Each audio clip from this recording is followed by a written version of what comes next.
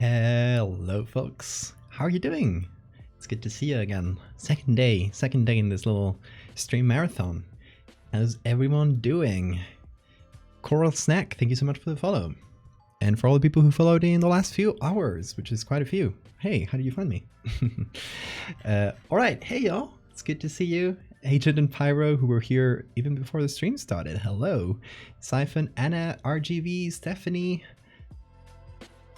What am I missing? Gabble, Lemur, Detective, Sophia, Murango, hello. Tortellini's Hell? I think that's, or is it Tortle is in Hell? No, Tortellini's Hell. Hello, welcome. Hey everybody. Hey Coral.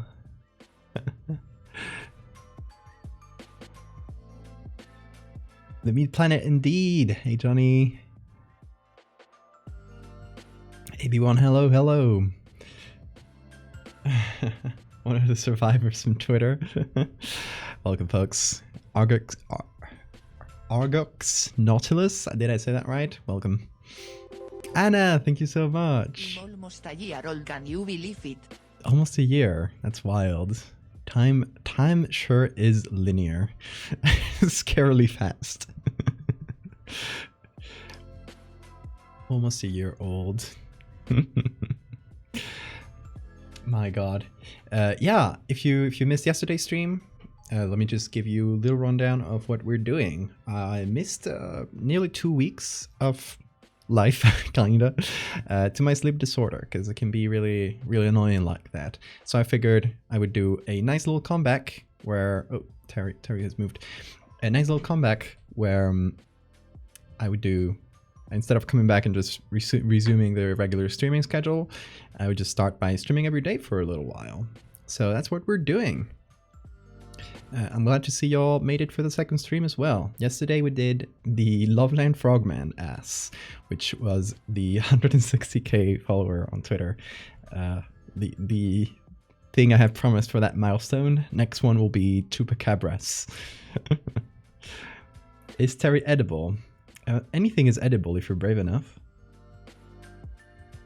Turtle in his Hell is the lesser known work of literature compared to Dante's Inferno. Love that. There's lore.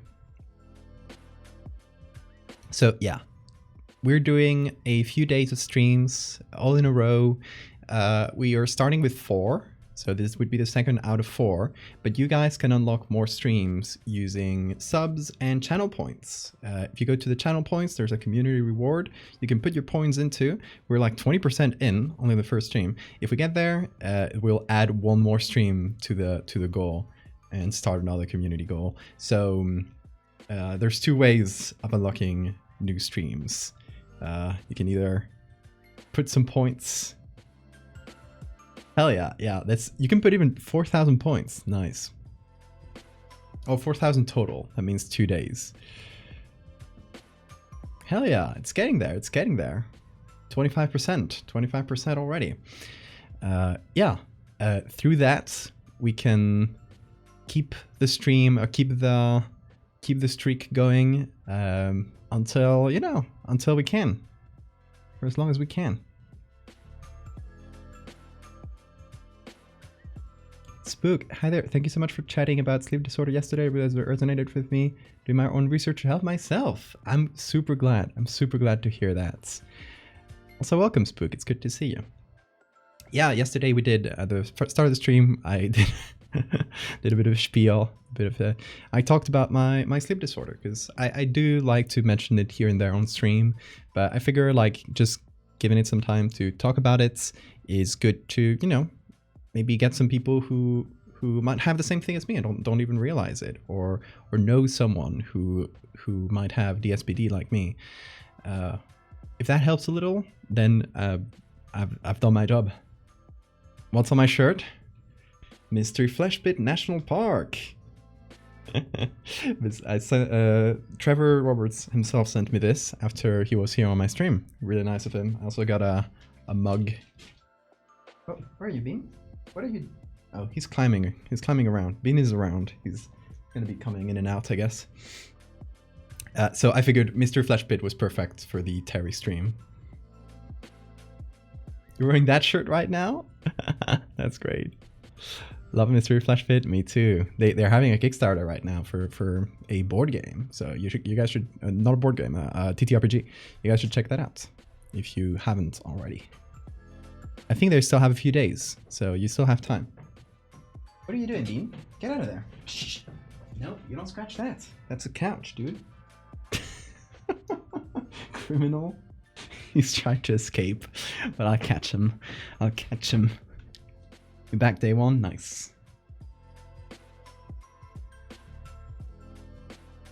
You go to force all my friends to play it. Yeah, Mr. Fleshpit is you know, Terry's cousin. Terry lives in space. Mr. Fleshpit lives in the Earth, but they're the same vibe for sure. Just flesh beings. All right, so that's what we're doing today. We are gonna continue Terry's like mini series, I guess. If you don't know, you probably know this one. If you know my work, like I would say it's pretty iconic at this point. If you see like the Curious Archive video on my work, it's like the thumbnail for that. It's pretty prominent. A lot of people know Terry. If you've been on Tumblr, you see me talk about Terry constantly. People asking questions about like how the meat planet works and all that stuff. There's like currently 2 main parts to the story I wanted to tell with Terry. It kind of started as a one-off thing, but I figured I can expand it into a little story about Terry infecting the Earth, essentially, and the Earth becoming, you know, Terry's descendant. Terry. Also, Matties, is that how you say it? Well, thank you for the follow.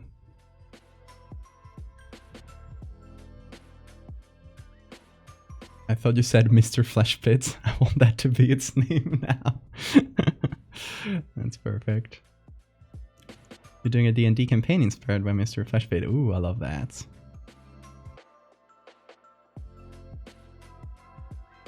Terry had a son, and it's Earth, and we're all gonna die. But that's fine. It's okay. Mr. Terry Fleshpit. Terry 2. Alright, so we have 2 current parts for the Terry series. Let me put the main screen here, the Photoshop screen, and we'll go through it. We'll go over it if you aren't caught up, which I wouldn't blame you for. Like, I've only made 2 parts to this, so as far as my series go, it's kind of lesser known as a series. Like this piece is well known, but the series itself is not as well known because I've just barely started it. All right, so obviously we got Terry. I opened up the main Photoshop because I'm probably going to reuse some textures and stuff. Always good to recycle. And there's a second part I did where Terry gets close to the Earth and kind of grazes past the Earth's Roche radius, it's called. It's the radius around the Earth at which gravity starts like tearing things and pulling things in. So how the Terry species kind of reproduces is by getting really close to another planet, kind of grazing it and letting its own, the planet's gravity kind of tear off little bits from its surface, which kind of acts like seeds. So it just drops a bunch of little bits of Terry, which I did here. Drops a bunch of little bits of Terry, kind of like meat potatoes, on the ground, and those then like start coalescing and becoming like a huge mass of meat that slowly envelops the planet. And once it has enveloped the full planet, it's like ready to become a new meat planet type thing. Obviously, it still like has to reorder a lot of things, but it's slowly, like it's on the way. It's kind of like a cocoon for meat planets. So the story is gonna be just Terry comes in, grazes past the Earth, gets out. Terry's now kind of out of the picture. not a really caring parent, but while that's happening, while Terry's just like getting out, we're probably gonna see them around. Like they're probably gonna stick around, because I still want the image of the meat planets kind of hovering over to be a thing, you know. but the main action is going to happen on Earth as these meat chunks kind of coalesce and slowly take over, and inevitably just take over the world. So it's kind of an apocalyptic story, not too different from the Fractal series, but you know, sillier. It's about meat chunks. You're tearing me apart. Steak seeds. Terry deadbeat parents. Went out for milk and never came back. Hey, Indigo.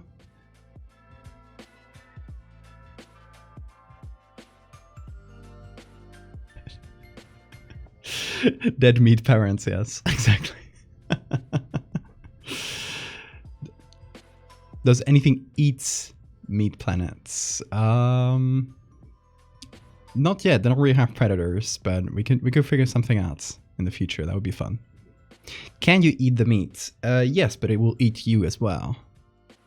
So it's kind of you gotta balance that. Getting the grill. It also can subsist in really, really high temperatures because it's able, these little chunks of meat. Well, first of all, like the meat planets as a species can really go through like ultra high and ultra low temperatures, because when they want energy, they'll get really close to a star. And when they're traveling between stars, they'll go through essentially the void of space. So they can withstand pretty much like any temperature. They're built different. So when they drop their seeds on a new planet, those seeds can really like withstand the heat of re-entry, of like, you know, entering through the atmosphere and burning up. Which is why when you see the little meat seeds on the ground, they're kind of charred, but they're alive. They're just a little bit charred. They're fine. They're good inside. They're maybe just a little cooked on the surface. They're still alive.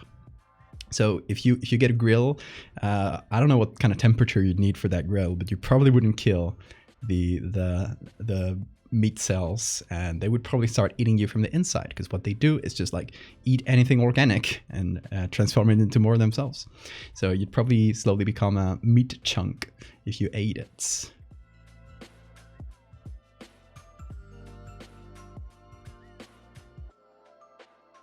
Black holes and rogue stars, yeah. Oh yeah, I could see a meat planet kind of falling into a black hole and dying. That would be one way for them to die. There's also the void of space, because obviously like these meat planets, how their life cycle works is they start on a star system. Like imagine, you know, the Earth becomes a meat planet. It starts in the solar system.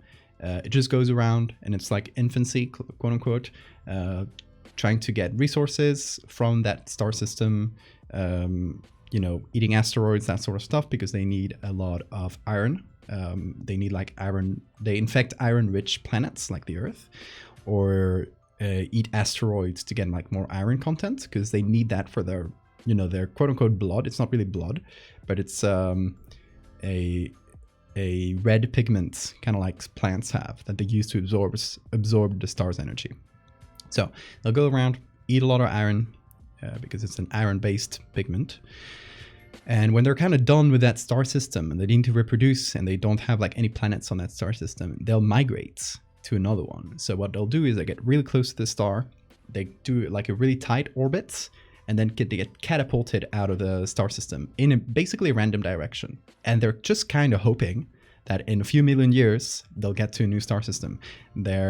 They enter a hibernation mode. They just travel for millions of years until by chance they come across a new star system, and they can then they kind of thaw. Essentially, they get unfrozen. They start like circling the star, absorbing energy, kind of regrowing themselves a little bit, and then they infect a new planet. And that's how their life cycle continues. Like then they'll get over to a new star, so forth. But if they catapult themselves in the wrong direction, they just don't happen to come upon a new solar system, a new star system in a few million years, they'll slowly decay. Like they're in a hibernation state, but they're like, even if they consume just a tiny bit of energy, they still like they're still consuming energy, even if it's slowly. All those energy reserves are built up by circling a star for a while, getting a lot of iron. They're slowly losing those over time. And if that happens for a long time, you'll end up with a husk. This would be one of the members of Terry's species that just didn't get there. And what we have left is what it did to a planet. This used to be a regular planet. It just kind of, transformed it over millions of years of existing. And now the remains of the planet are this kind of empty husk. Terry meat stew. Yum. Throwing a meat chunk on lava. They would probably withstand that. I assume like the ends of it would be charred, but the inside would probably still be able to, if the meat chunk is big enough, it would still be able to subsist. I don't know. I'm kind of, this is very speculative. So there's a little bit of trust and fantasy that has to go into it. Sorry, I'm trying to catch up with chat because I've been speaking about the Meat Planet lore for so long. Tough and chewy. Yeah, it would probably be really chewy meat. Terry goes into a black hole and makes a Yoda death sound. What happened if the steak seeds eat fractal juice? You don't even want to know. That's gonna be the worst apocalypse ever. If Terry catapulted itself into the sun with a barbecue, I don't think they would withstand that. But that's where they got eyes. They got eyes and a propulsion system. So they fart around the universe, basically. They can control their orbits. So, maybe a half-dead member of Terry's species could accidentally fall into a star. Maybe that's how they die. They just stop controlling their own movements. And eventually their orbit just takes them into whatever star they're in. Is that bones or is it just really old meat? A bit of both. It would probably look tough, it's like the remnants of the planet, I would say. It's like the stone and stuff that's just been carved through millions of years of this huge organism existing in it. Kind of like bones, but they're more rock than bones. Is it possible to dry age a meat chunk? If you can kill it. Meat plants can be anemic, get dizzy throwing themselves so fast. When in Terry lore does Googly Owl come in? The Terriel story takes place in an alternate universe to the main Terry series, where Terry is visiting the Earth like this, and it's gonna has the intention of infecting it, but then meets Googly Owl and they fall in love instead. Yeah, put those points into the marathon challenge. All your subscriptions and all your points go towards making the marathon longer.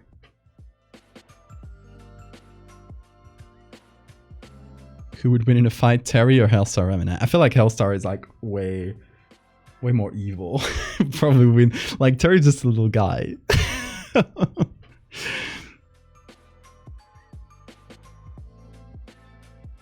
Thought Terry not being a planet, but instead a massive space creature that condenses itself into a sphere because of its mass. I mean, kind of is like that. It's just spheres are the ideal shape in space, are the natural shape in space. So a creature just tends to look like a planet at a certain size. I feel like it's like that. They do infect planets, so they're canon in every universe. Maybe that's how the species evolved. Yeah, I feel like it's a species that was just born in a planet just like Earth. Like a planet that harbored life. A really fertile planet like ours. And this species was just a sort of parasitic thing that... kind of like a plant, right? But instead of a plant, it's just an ever-growing blob. And eventually took over the whole planet. This one species took over the entire planet. And that was kind of the first individual of the species, even though, it would still need to evolve spacefaring capabilities, but it would just evolve that through like maybe an asteroid would impact on this planet and send some of its chunks flying away or into the asteroid and kind of infect another planet, and like really slowly it would start taking off, and then eventually they would like by chance just figure out how to get to a new star system. This is what the ideal body looks like. Sphere. Also, just for context, we do use they and it pronouns for Terry. It's a planet. It doesn't come from a species that has genders. Terry's is a more, most people say Terry use masculine pronouns for Terry because Terry's is more of a guy's name, but we use they it. No gender for them. They're apart from gender.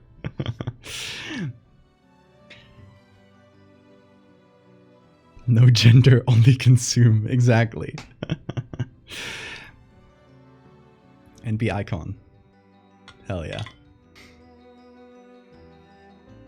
So, all this background to explain that we're going to make the next part of the Terry series. Also, just like we're talking about Terry lore like this, a lot of it's just a bit of speculative biology and just some imagination. If you got any questions about Terry lore, feel free to drop them in chat. It's fun. It's fun to answer them if I already have an idea for it, and if I don't, it's fun to think it through. In any case, what we're gonna do for this third part, actually figure this out. I had to pull out an old notebook because it was actually my old notebook. We had an idea for like the continuity of the Terry series and what the next parts could be. So first part is this one we're seeing on screen, is we learn about Terry. Also, the series is presented through like news, I guess. It's like the news of that specific day. So first part of the series is, oh, we've just found a new planet in the solar system and it's this weird meat thing and they've called it Sipetotek. And it's just kind of like, oh, what a weird thing that we have that just popped up in our solar neighborhood. Second part is like, oh, this planet has just like come really close to the Earth, really grazed the Earth, but we're all fine. It's just like weird tides for a while. Maybe some places get like floods and stuff, but it's not like it doesn't collide with the Earth. So it's like, oof, that was a close one. But a bunch of chunks from the planet fell on Earth. Obviously, they don't know that's how the planet reproduces. So the second part just says kind of like, oh, scientists are advising not to get close to these life forms because they're still alive and we don't know where they are. This third part is going to be like, oh, danger sets in now. Like we didn't avoid a collision with Terry. Terry was just like dropping its seeds on us, and now they're starting to grow.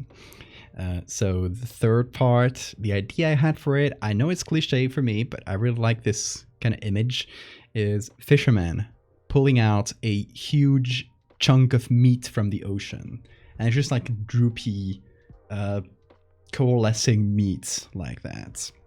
So it's not like those little meat seeds that we saw on the other parts. Those like little half-cooked meat seeds, like those seeds have opened up, are starting to eat things, and are starting to coalesce together. Obviously, like they're doing mostly like on land. Maybe they gathered them up and they dispose of them, but under the sea, these seeds have been growing together and coalescing and just creating these huge masses. So that's what we're going to do for the third part. That's what we're the intention for today.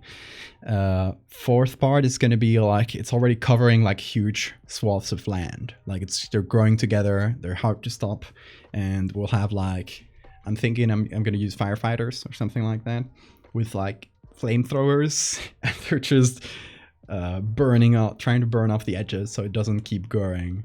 They're just trying to contain it to no avail. But for now, we're going to do, I think this part is just going to be like the fishermen pulling out the chunks. Like a single image, I think.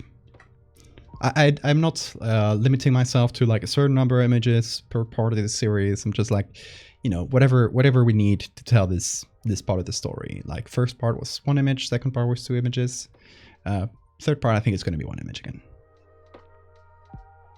No gender, only orb. Does Terry have parasites and organisms that evolve to live on the meat?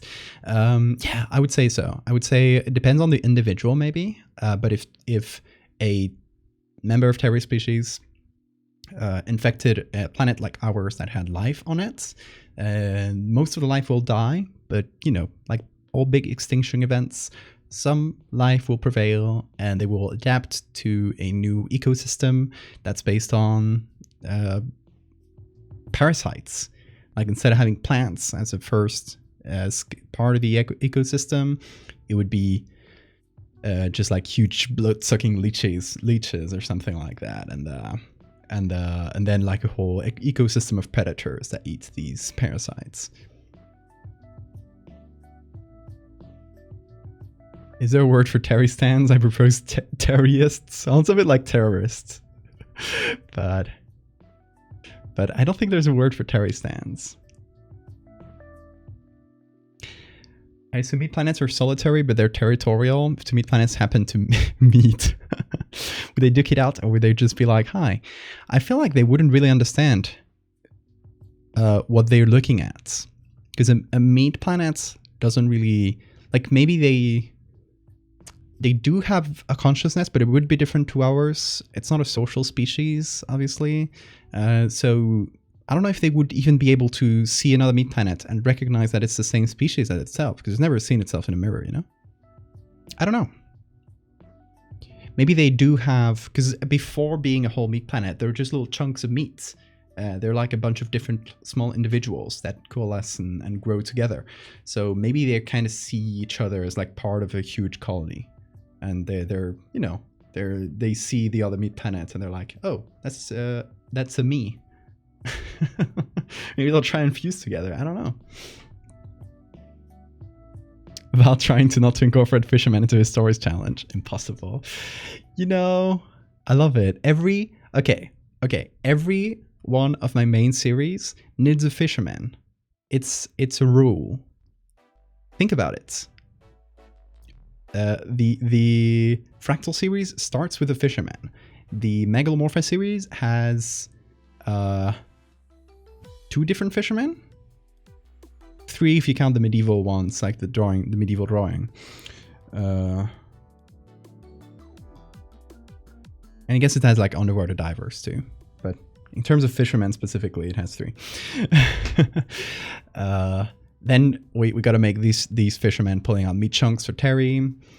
If you think about like mini series or other like little collections I have in the folklore chunk of it, we have the mermaids, which it's, you know, they're washing up on shore and there's like fishermen checking them out and stuff. I don't know, they're kind of everywhere. It's an unspoken rule that all of my series have to have a fisherman.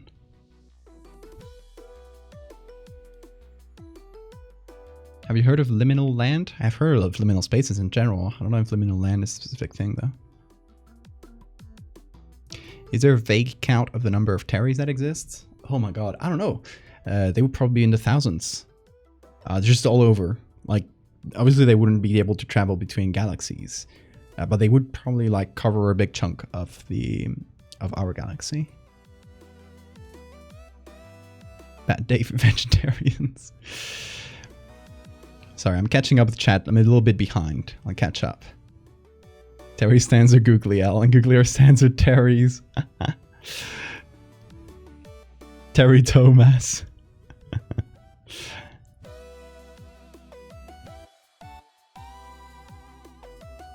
Some sort of worm / fungus / crustacean would probably be the simplest parasite. Yeah, I feel like they would evolve from like underwater. Because, you know, Terry species, their surface would probably be like really moist and gross. Really watery.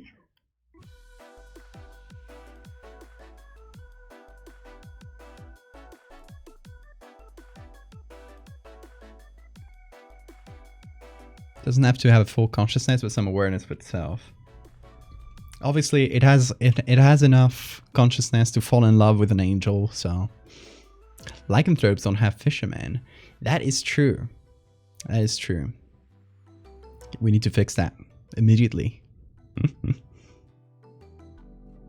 Super Meat Boy. Toy.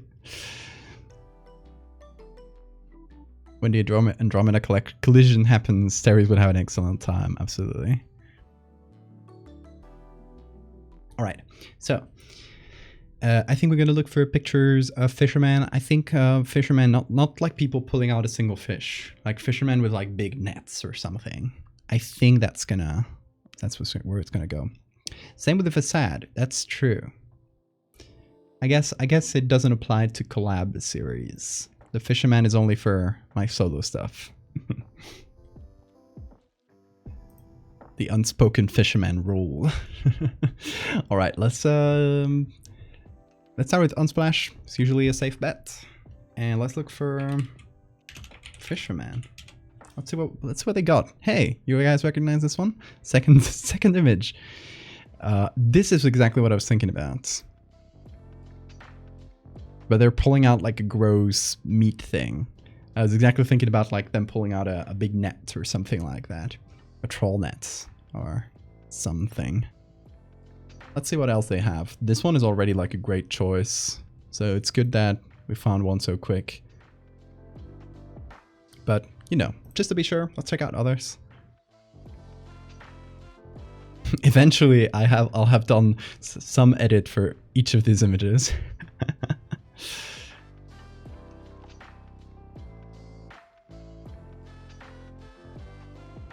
Nets of flesh stuff, exactly.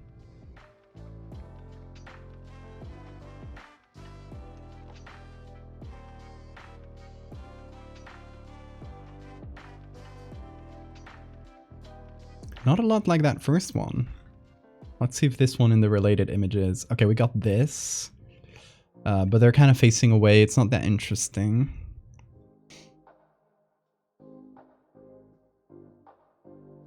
We got people with big nets. But, you know, that's on shore. I'd like them to be, like, in the sea. Like them just pulling out a big net with fish. Okay. This one so far is the best. But let's keep checking. Just to be sure. We might find some better ones. Who knows? Deadliest catch. The day you run out of Unsplash fisherman images will be the day you retire. True though. Honestly, Unsplash, I think I've only ever used one fisherman image from Unsplash. I might be wrong, but just the first one, the fractal one. The other fishermen I've used are like old stuff. Are from historical archives and stuff. Because I feel like old school fishermen work better. Like generally, they just have a vibe to them. The clothes, the you know, just black and white images. It just adds a little bit to that horror. In this case, though, like the Terry series is happening. It's contemporary news is happening like now in our time. Hey, let me see if I can read that right. Sakaritsis. Did I read that right? Thank you for the follow. And Raul, if I'm saying that right. Hello. Close enough. I'll take that. Really like your Twitter page. Thank you. Recently celebrated that we got to 160,000 followers. I made a silly tweet about it, which is totally true.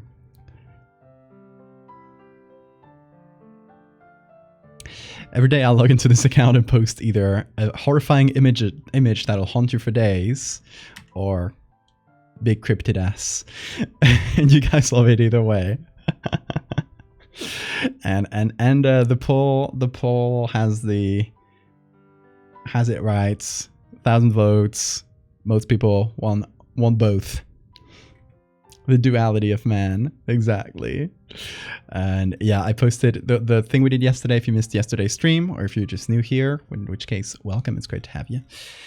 Yesterday's stream, we did this, the Loveland Frogman's ass, which is kind of, you know, a running joke that we started at 150,000 followers, which I jokingly said, I'm going to post Mothman ass if we get to 150.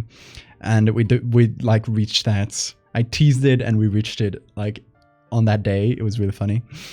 So I posted that, and then I said, okay, at 155, I'm doing the Loch Ness Monster, which is right here. And then I said, okay, 160, I'm doing the Loveland Frogman. And there it is. Next one is, I said 170, I think, Chupacabras. Twitter didn't notify you of that. Damn. Twitter notifications can be annoying like that. So yeah, we've been celebrating, and I guess bringing Terry back is a bit of a celebration as well. Also, David Romero came back, which is great. He's been disappeared for a few months, apparently working on a book, which is really exciting. So yeah, he did some Killer Clowns from Outer Space concept. Really cool stuff. Chupacabras. Yeah, exactly. Also, yeah, for those, because I guess I didn't explain it that well at the start. This is the little poster I did for it. This little stream marathon, I called it HYPNAGOGIA, and it's the word is a medical word for the transitional state between being awake and being asleep, which is when things like sleep paralysis and hallucinations, exploding head syndrome, that's when that happens. It's kind of a weird time just between sleep and wakefulness, which is appropriate because I have a sleep disorder and I've been kind of asleep for a few weeks and this is me waking up in a way. So that's how I called the stream marathon, is what you can see under the title. That's the explanation for that. Norex, thank you so much for the follow. David returned and it was a celebration on its own. Yeah, can't wait to see what that little book he's been up to. What are your emotions on the Iron Lung movie? I'm excited. I'm excited to see, first of all, like, internet people, like, I'm not really a big fan of Markiplier, like, not that I don't like him, I just have never seen his videos really. So he does seem like a cool guy, and I don't know, I'm excited to see like people coming off the internet and trying to do like a feature movie, and I'm glad the creator of the game is also like invested, like participating in it. I don't know if he's credited as a writer or yeah, that's cool. That's cool. Can't wait to see it. I hope it'll be good. Markiplier is a great actor. I don't think I've ever like I've barely seen the guy. I know he's really popular, but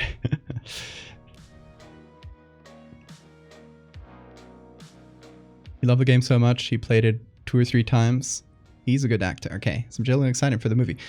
I'm excited too. We'll see. We'll see. It seems like an exciting time for this kind of like internet creators being picked up for more mainstream stuff.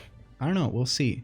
Now there's a writer strike happening. I think it might be a good time for internet content in general, because you know, it's just going to be reality TV for a while, and a lot of people don't like that. So it's going to be a good time for, you know, a lot of people will be turning for the internet for entertainment. So it's going to be a good time, I think, for video content in general.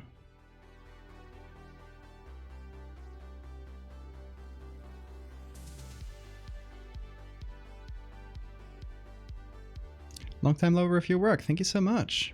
Do you think humans would theoretically survive on the surface of Terry? Asking to settle a debate. I think it would be really, really hostile. But humans are smart. I think most of humanity would die, but some people might survive on like basically like the equivalent of like Arctic research posts. Like it would be really a really hostile environment. The atmosphere would slowly be replaced by the noxious gases that Terry spits out. So it would kind of be like living in a different planet. I think people would probably need breathing masks. They would probably mostly live underground. I don't know. It would be a weird time.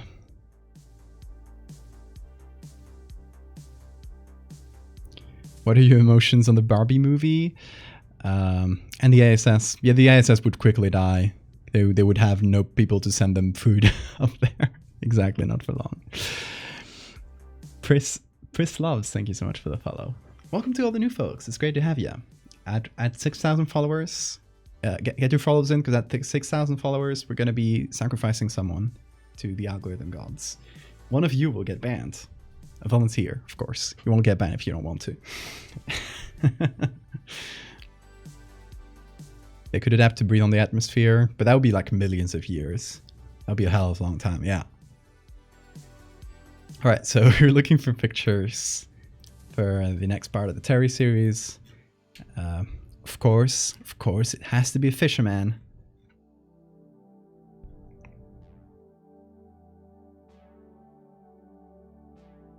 So what I wanted to do for this one is fisherman pulling out like a big net, and it's full of meat.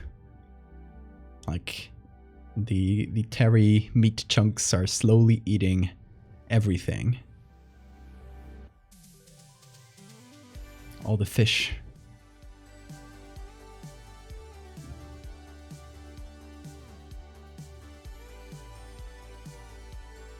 All sacrifices must be consented to. Exactly. Not it for the sacrifice.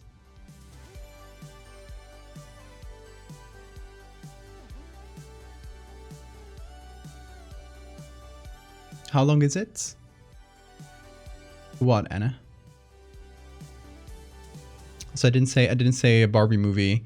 I don't know. Cautiously excited. I think it might be a weird movie, but it could be fun.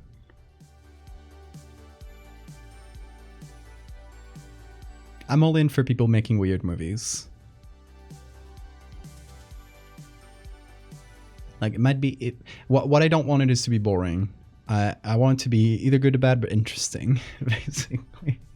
Just like taking risks. If it has the same energy as the Mario movie, not the fake animated one, the real one with actors that they did back in the day, that's the energy I want from that movie.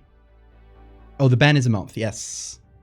If you do volunteer to be sacrificed, it means you'll be banned from the channel for a month, so you won't be able to see streams for a month. But in exchange, you get something free. So might be a good exchange. Might be a good exchange. Last time we had like, I don't know, a bunch of people volunteer for the sacrifice. I don't know how many volunteered at the end.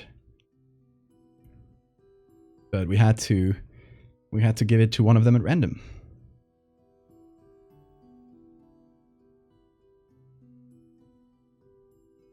If you could make a movie, what would you make? I would make maybe not a movie, but a miniseries of Megalomorpha, in which each story is like an episode. It's like, you know, like a anthology type thing. Each story is an episode, and it's like set in the period. And uses the bugs, first of all, sparingly. It's not like a showcase of the bugs. The bugs appear in the right moments and only for the right time, right?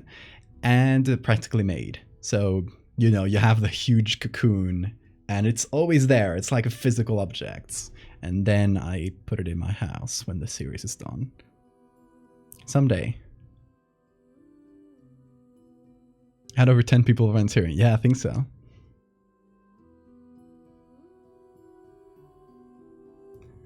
I'd make Teriel 2005 a reality. Detective wants to be sacrificed. Hell yeah. You sleep in it. Oh my god. Like the cocoon opens and you can just like sleep like a vampire inside it. Where's Bean, by the way? Did he escape? Oh my god. My partner's not in today, so the door is open and Bean just, I guess, went to sleep elsewhere. I'll go pick him up later. Or he'll probably come in on his own. A bingo card for picking sacrifices.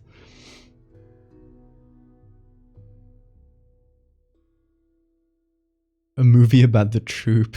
I like that.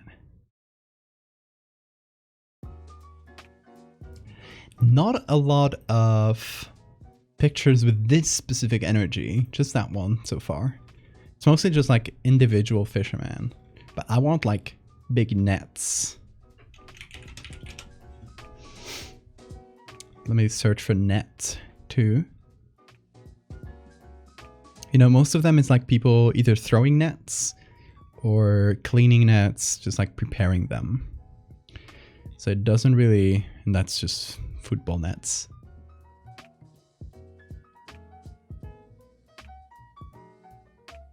He'll come in if he hears a snack bag. That is really smart. Let's see. He might be too far away to hear it. We'll see. He came in running.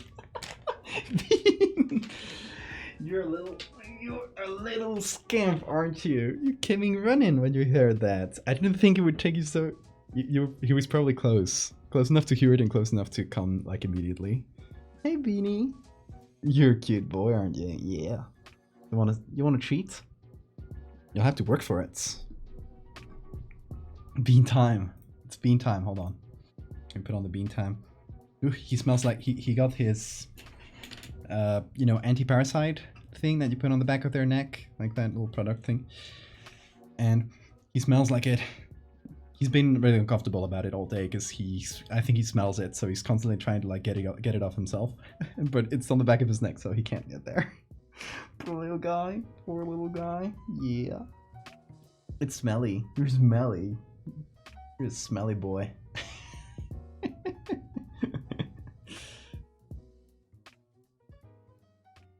Look at he, poor baby boy. It's fine. It'll dissipate. It takes like a day. I just put it in earlier today. But the back, you can see the back of his neck. All the hair is kind of petted because of the. It's just kind of got a little clumped up. But they'll dissipate over a day or two. Look at that face. Look at his face. Yeah, you smelly boy. The hive mind. You're not immune. You're not immune to Bean propaganda. Okay, Bean, you want a treat? I know you do. Come on. I know you too well, dude. Oh my god! I am throwing all my love at Bean. Oh, thank you so much for the bits, Cryptid. I really appreciate that. You want it? Oh, he's purring. Come on. You know how to do this? It's over here. Come on. Yeah, dude. You gotta get up. Come on. He doesn't want to. Come on, dude. You want it? You gotta get up for it. Yeah, that's it. Oh, the crunch. The creature meows. Speaks. He is speaking.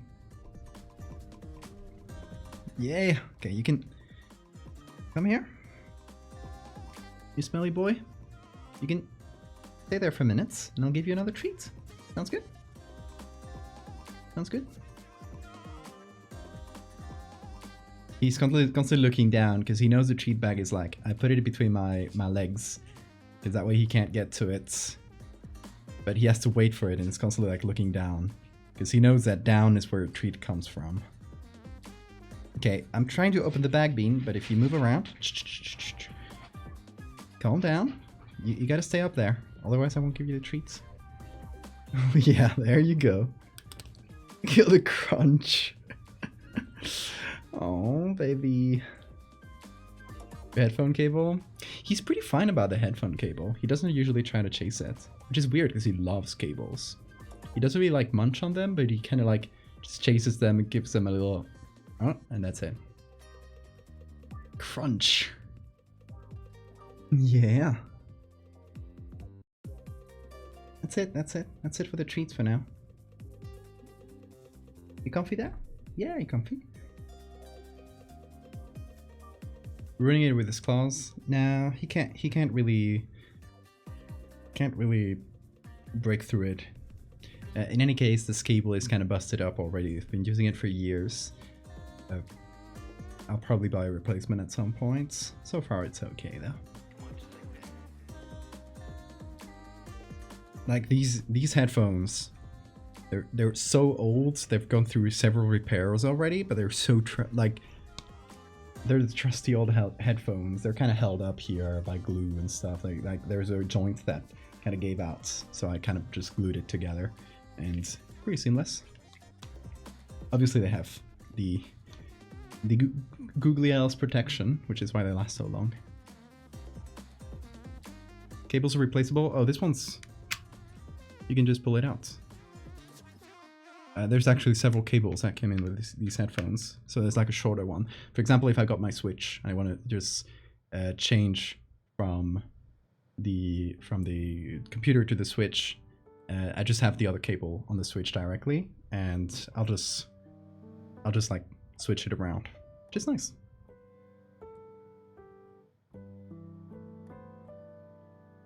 You joined just at the right time, exactly. Hey Bean, you got anything to say to chat? You want treats? Yeah, you do. He's constantly licking my fingers because he thinks that's where the treats come from. He's biting. You put that whole finger in your mouth, dude. Okay, I'll give you. You've been really nice. You've been really still. I'm gonna give you another treat. If you can stay down there. Oh my god! Look at how he grabs my hand. Crunch.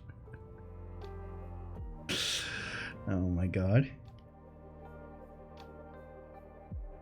Look at the grabby hand. It's so cute. Sometimes he'll just grab me with both hands and just pull. We'll grab her. Renan, is that how you say it? Thank you for the follow. You wanna come down? Or you wanna stay up here for a little bit? You comfy there? Alright. I think I've made my choice with the fisherman picture. I think there's no other choice but that first one we saw. You know, sometimes the first choice is the right choice. You wanna go? Yeah. Oh, you wanna go on top of my tablets? Is that it? You little scamp. He loves you so much and also cheats. And his dad. Yeah, he does. Baby. You wanna sleep? Where? He hasn't chosen yet. Okay. I still got control of my mouse, so we'll open the new Photoshop document. Usual size, 6,000 pixels. Yeah, you can't do the bean cam command. Only iMods can do it. But I got a shortcut for it now. Obviously, I gotta center the. He's just here. Hi, chat. What you up to, Bean? He's just there. All right. This is, I think, exactly the size. Let me do a quick light gray here just to see. Yeah. That's perfect. That's exactly the size we needed. So I'm going to call this Terry 3. That's 2 hours.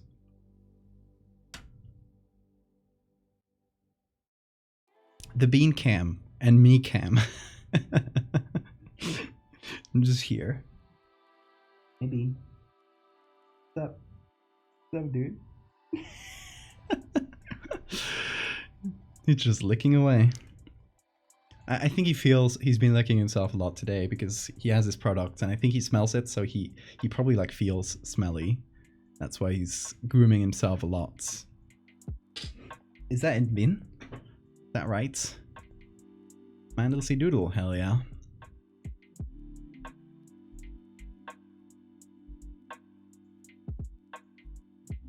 He's trying so hard. Yeah, he doesn't get here though.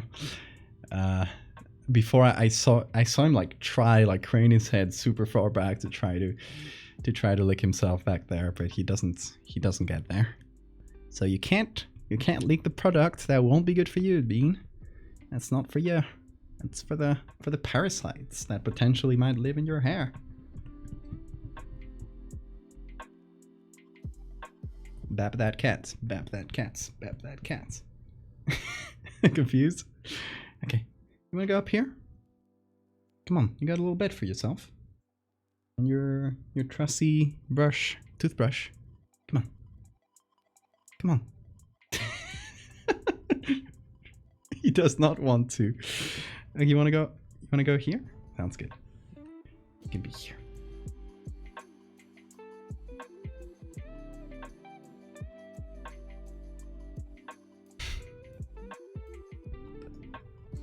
The bean loaf. He has a toothbrush. Yes. His favorite toy. It's just a toothbrush. Like we got a pack of 3 and we didn't need all 3. And we heard that cats really love being pets by a toothbrush. Like just it reminds them of their mom's tongue apparently. So yeah, we used it for petting and he also likes it as a toy a lot. So sometimes he just sleeps with it in his hands. Just like grabs it. Here you go. You can have the toothbrush if you want it. Yeah, you do.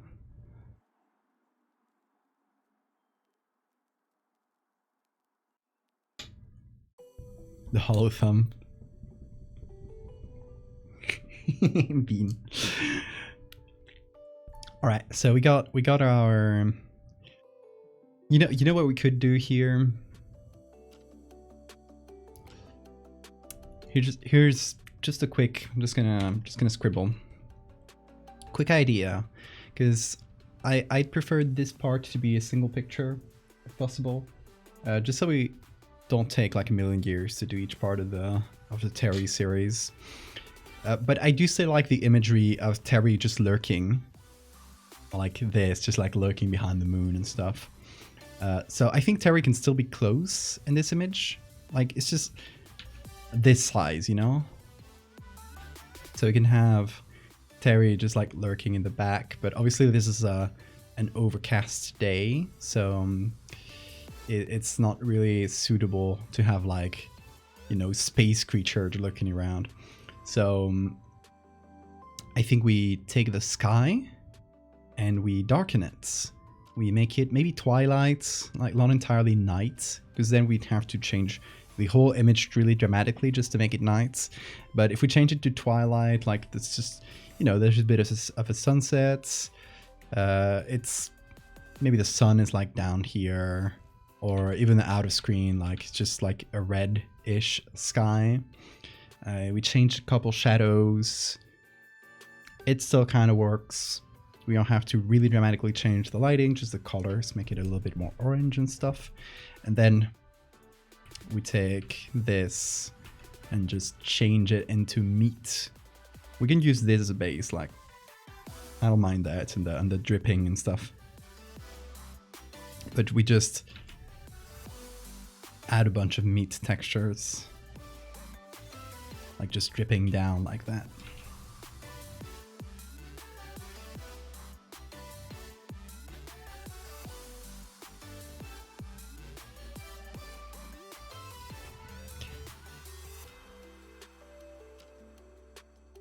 And maybe we can see some eyes poking through.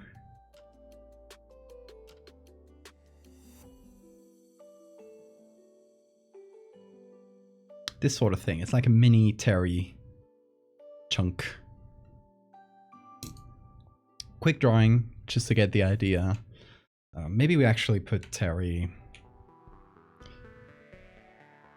like to the left, so it's not really like, not all the interesting parts of the image are here on the right, like composition wise. This works a bit better. We'll see.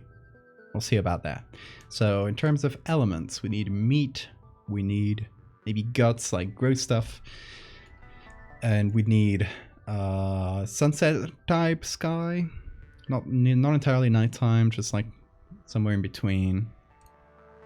And then a Terry. It's just gonna be like pretty kind of like the second part. Like this, where it's like shielded by the atmosphere. It's kind of dim, but we can still see it.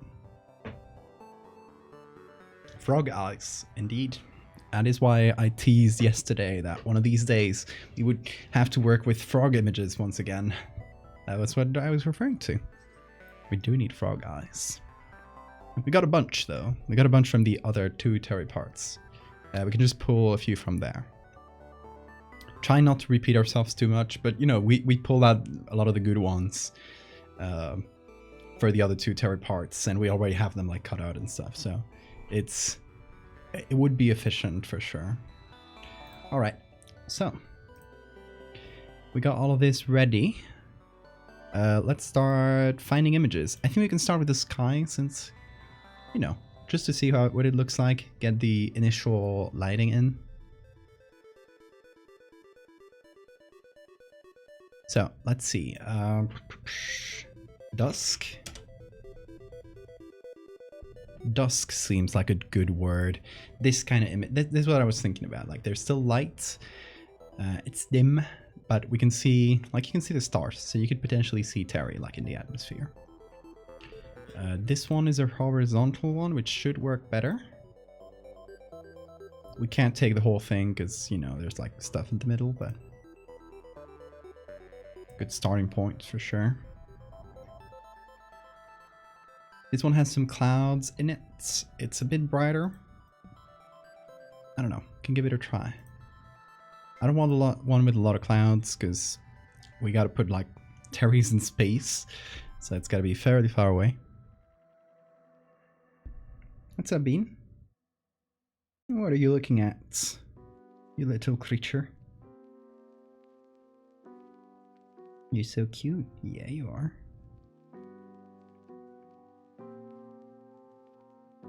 I'm getting pampered. This one's pretty good too. We remove the mountains. Alright, let's see what we got.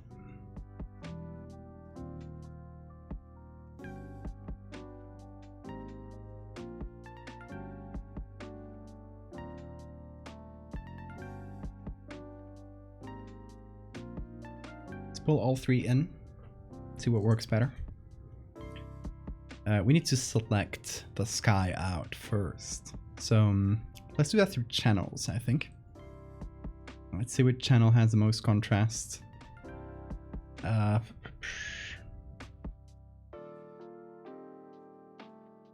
think we might use a combo because blue gives us really good contrast with the guy here. Red gives us good contrast with the sea, but that's not great on the cloud front. So we're gonna have to use a mix. So let's start with a copy of the blue layer, increasing the contrast.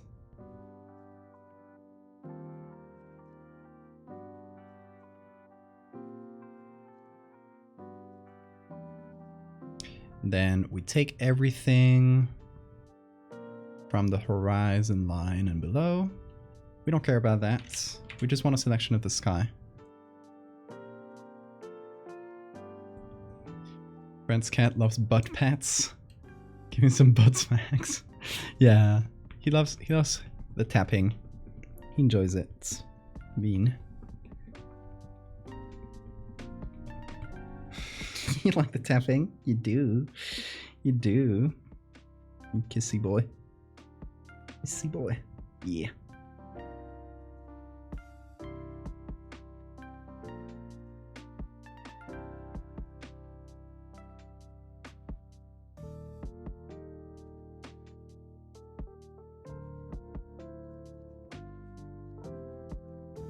Okay, let's see others. We use blue here.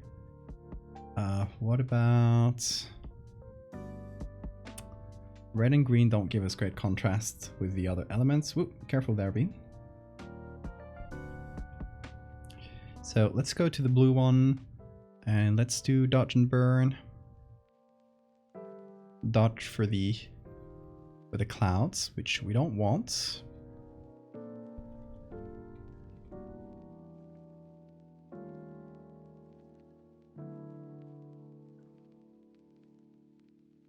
And burn for the other elements that we do want to cut out. There's going to be some highlights that are going to get in, and we're going to have to delete those manually, but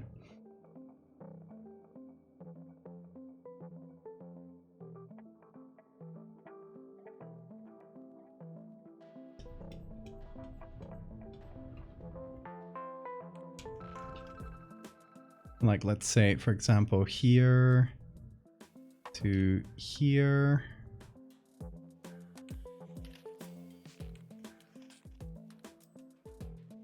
Oh, careful there, Bean. Don't put your paws on the keyboard, please. Thank you. Send Bean to the blue channel. No, what a punishment. You're going to the blue zone.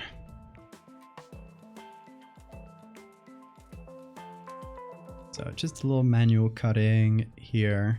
What we're doing is turning this channel, this blue channel, this copy of the blue channel, to a layer that's just black and white.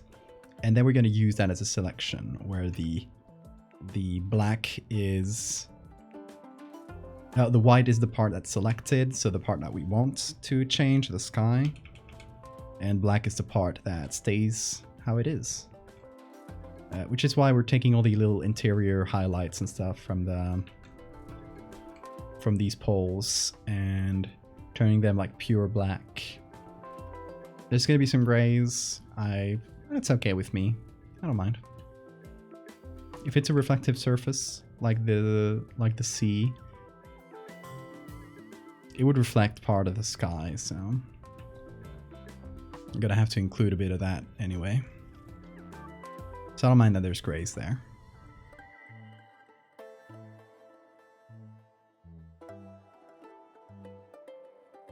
Thankfully, these are all like very straight parts. Really easy to cut out. There's no rope here. Oh, this is the highlight.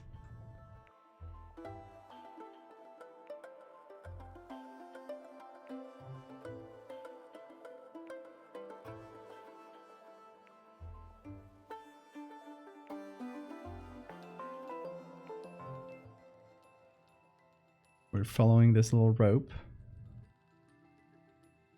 till it disappears here. Gonna use a soft brush to create a bit of a transition here.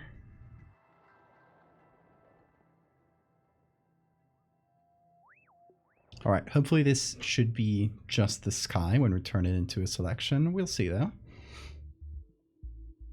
And we can create a group, put that as the layer mask, and then put stuff inside that group.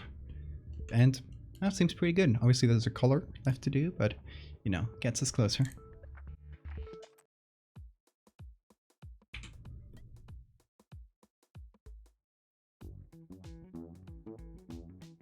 Oh, also, PSA, completely unrelated to this stream, but we have started a Minecraft server on the Discord server. So if you guys want to check that out, get on the Discord if you're not there already, which I'll put a link to that in the chat. Then get to the Haunted Arcade channel and check the pinned messages there. You'll see how to, you know, you can get a role that will ping you for Minecraft stuff, and you can see the server information on there. So get on that. I have it on good authority that Ocean Man is building a giant replica of Terry on the server spawn, which is really appropriate to today.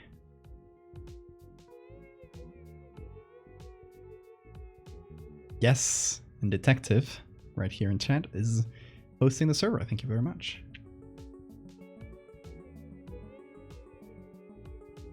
Yeah, I did see the hills, Johnny. No worries. Just checking out the layers that we got.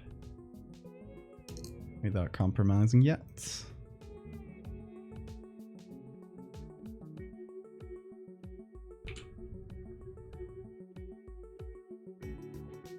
This one might have a little bit too many clouds. What's that, Bean? You're looking at my pen. Don't. Don't. And put the toothbrush on your head. There you go. Balance it. Don't let it fall. He's just...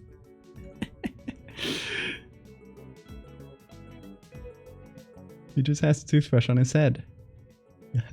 I have paralyzed the cat. Put him in rest mode. He's not moving.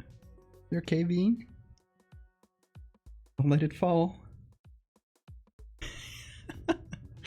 It's really funny.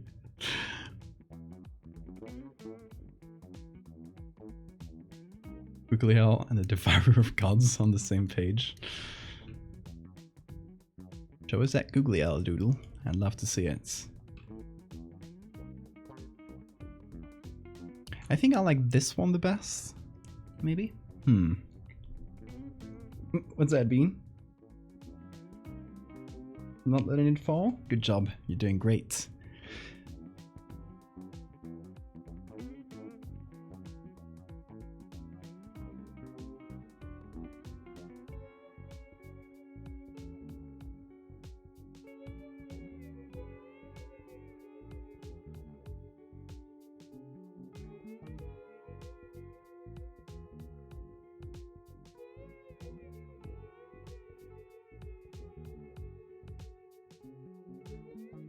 Okay, we can do a little color layer.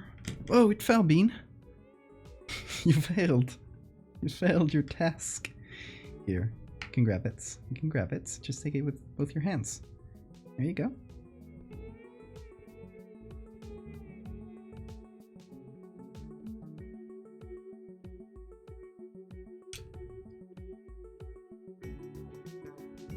What's that, Bean? Whoa. You going?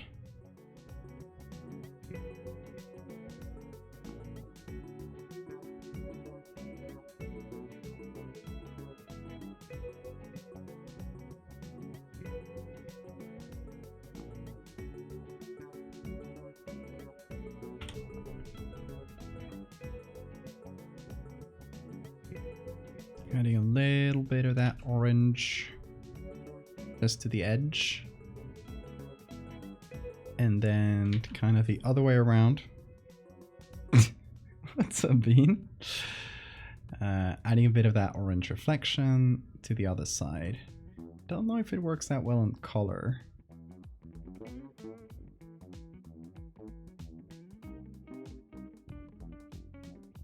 Hard light, maybe? Do so a little bit on these parts. On top of the fisherman.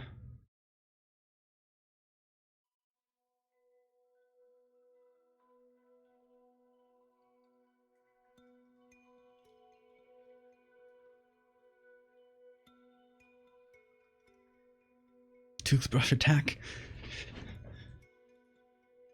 Hey, Maxwell. How are you doing?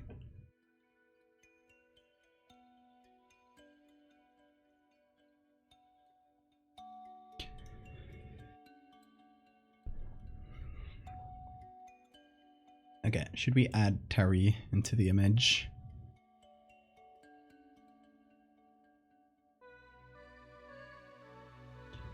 Let's start by taking the entirety of Terry from here, putting it on there, and then we'll just reorganize the elements so it's not like the same image.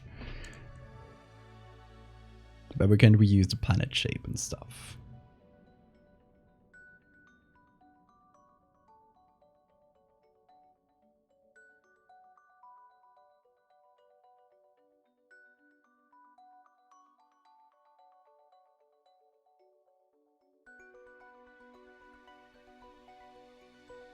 It's taking a while. Terry is a heavy group, heavy layer. Okay, there it is.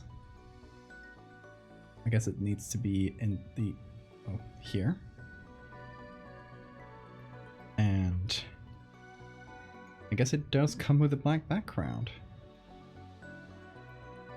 Whoa! Bean.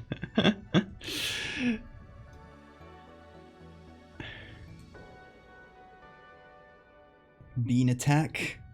Attack mode. Going wild, going crazy.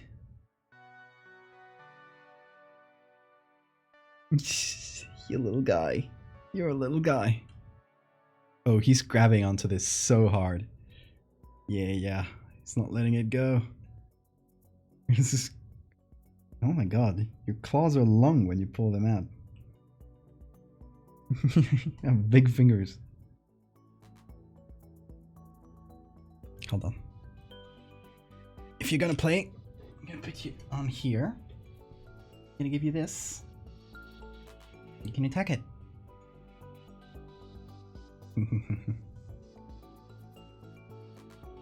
I'll move the camera in a sec. I don't know if he'll stay here, but hopefully that way he doesn't press on the keyboard too much while he plays with that. Just looking at the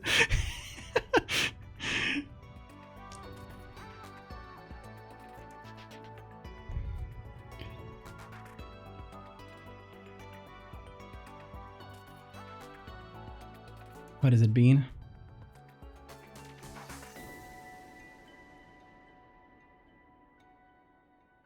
I could put this on screen. I think that would make sense.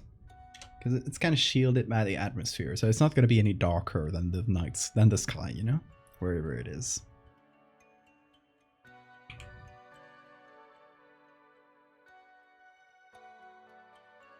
And it's going to be fairly small. Like, obviously not the size that was in part 2. Like, it's been some time since that part, so... it's just like being circling the Earth.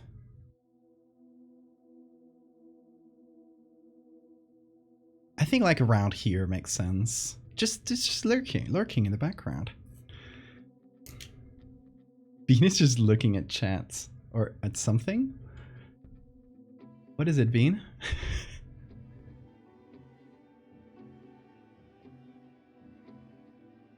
Seeing it. What are you seeing? What are you looking at? Did you see a bug?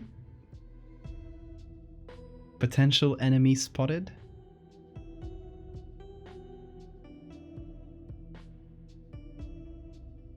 What is he looking at? I mean, there's literally nothing.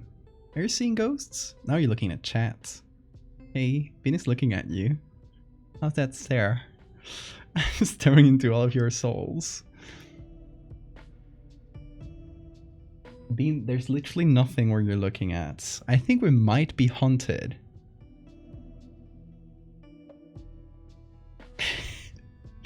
It's always in the movies that the pets see the ghosts before anyone else.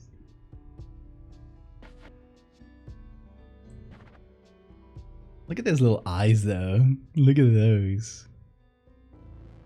Look at this creature. Urgh.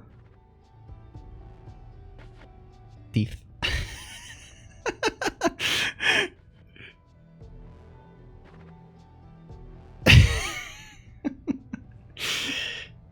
You have a good face, Bean. You have a good face. You just kind of stay with the little teeth out. It's so cute. I'm lighting up the Bean space. Oh, it's kind of hard to put the lights in this position, but don't want to blind you, Bean. No worries. I'll keep it there.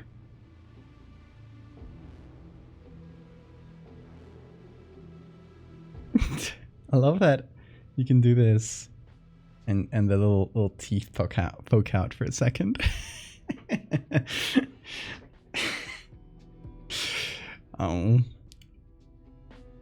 you're such a good lad. Yeah, you are. Back to Terry. back to meat planets.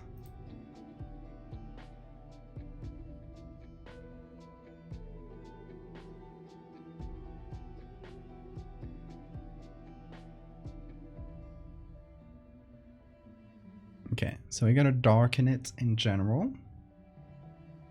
And we obviously have to hide this. Take whatever's in the background and remove all the stars.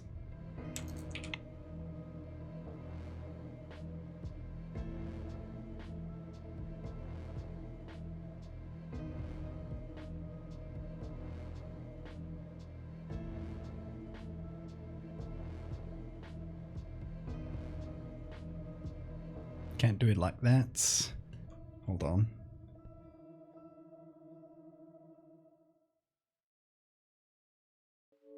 Whoa, what has it been? Where are you going? You're just gonna, yep, just gonna do this. Changing positions. Here you go. You can get a little toothbrush.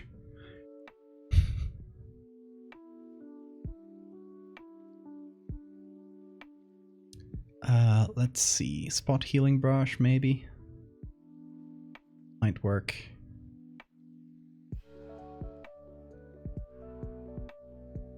What does it do? Why is it doing that? Proximity match. Oh, it's sampling all layers. Okay. Okay, that's better. Yeah, that's a good way of getting rid of stars.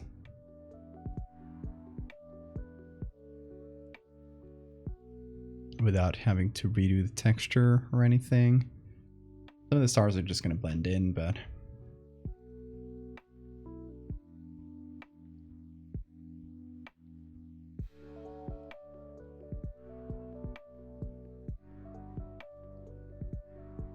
I love this meat planet, the Terraria.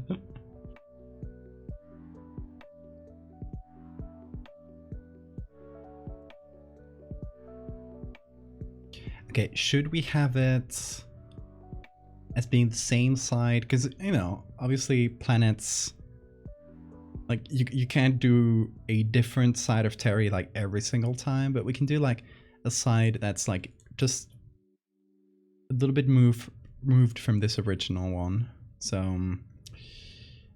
we can just basically take everything and shift it a little bit to the sides, and then, you know, change the angles of a few things, and hopefully that'll feel different enough. First of all, I'm gonna take the whole thing, gonna pick it from the center and turn it, well, hold on.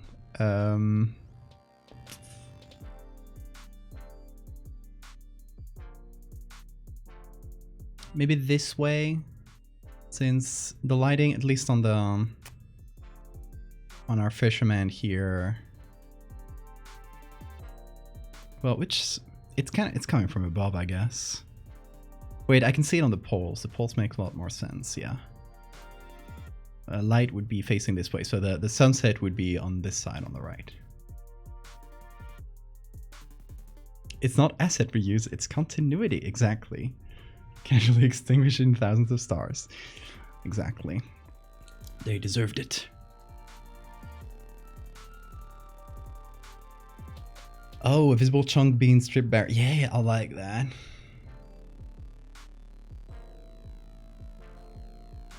What would it look like? Like bloody? No, wait. That's the poster.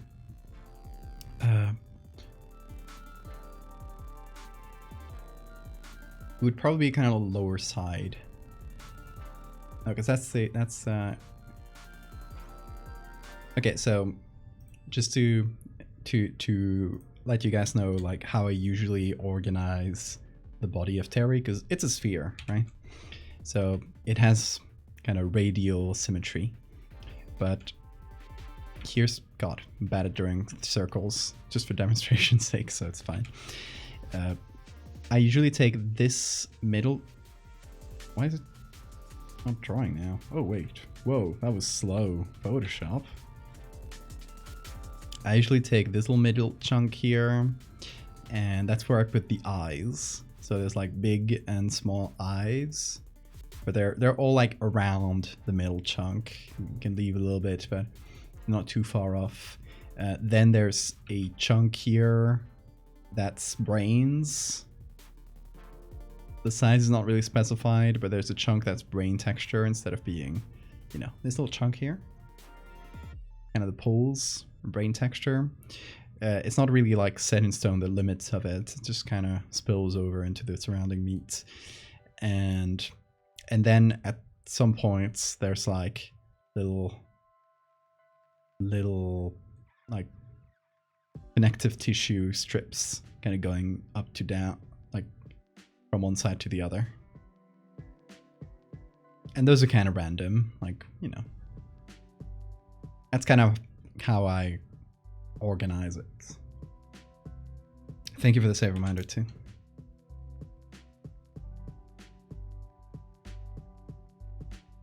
Did you say slow? Terry the Beloved. Indeed.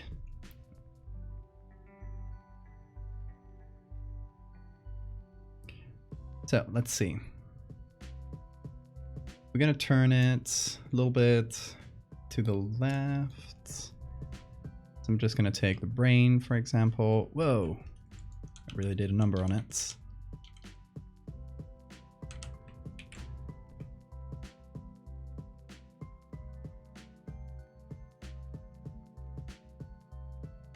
Move it to the side a bit.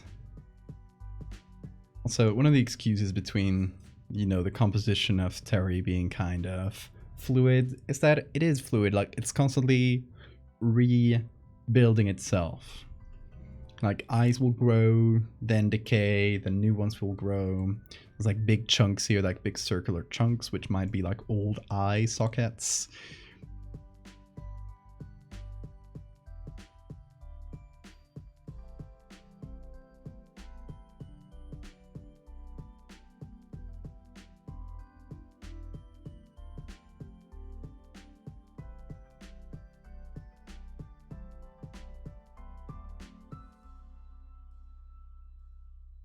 Then let's take the eyes here.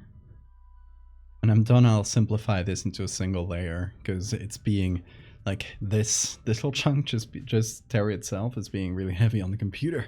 It's a lot of layers. Okay, gotta find each eye. I'm thinking mainly about these two big ones. 2 eyes, I think that's the layer. Yeah. You can just take these on their own.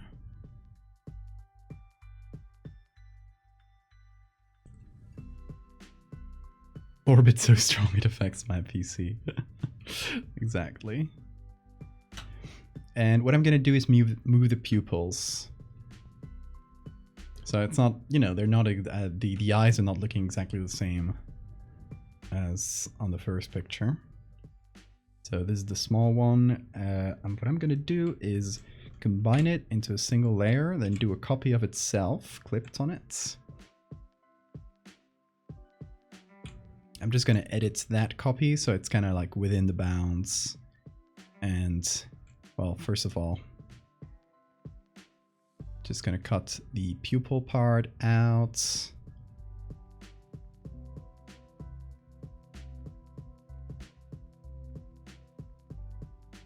Going to be looking to the side a bit.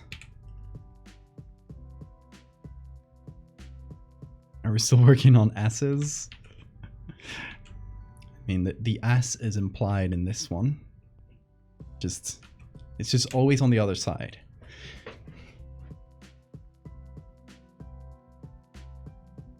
Terry would have, like, canonically would have an ass. At least one, but probably several of them. But it would just be like a single sphincter. Like that's where it would. That's kind of its propulsion system. It would expel gases into space to change its orbits, because it needs a method to change orbits. So it would just have to expand some of its own body mass to be able to move orbits and affect its own orbit. So, you know, Newton's law. So it would just have like a sphincter or several ones.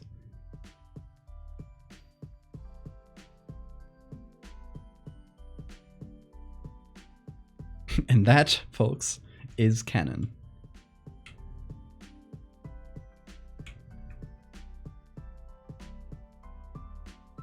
Supersonic sphincter. Imagine the sound that would make if you were on the surface.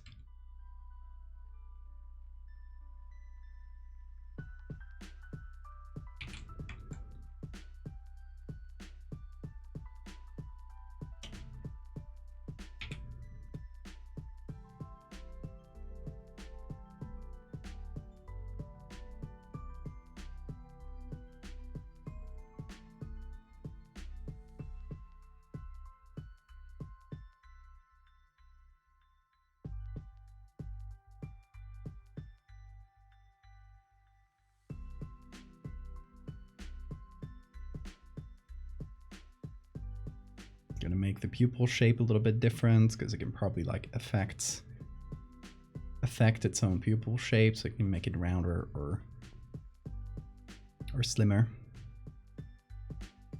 So, you know, hopefully it's yeah, it does look like it's the same thing, but it's looking in different directions and stuff. It's just doesn't look like I just put the same PNG over, which I kind of did, but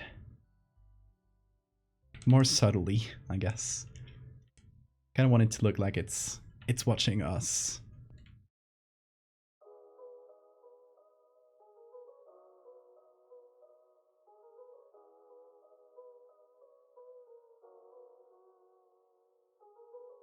Gonna do a third copy of it, and that's just gonna be the little shine here.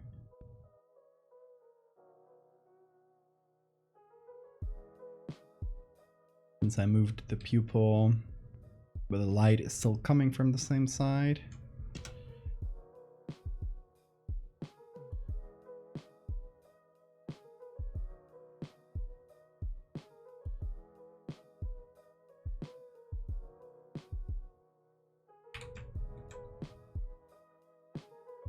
Current layer.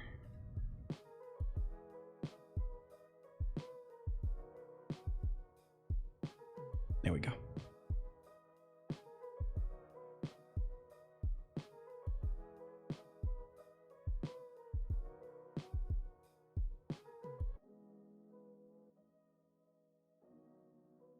Then let's see. This is the lighting layer.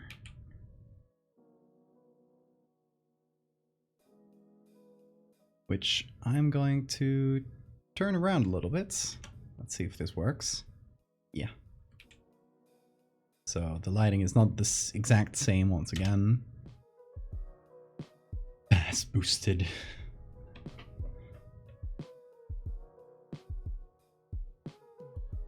Oh yeah, there's also... Come on, computer. You can do this.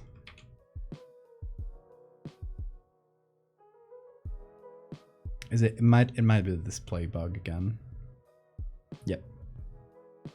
Alright, I gotta close this and reopen it. I just saved, don't worry. Otherwise I would get the pop-up. Let's see, where is this? Where did I save it? Okay, my desktop. Very 3.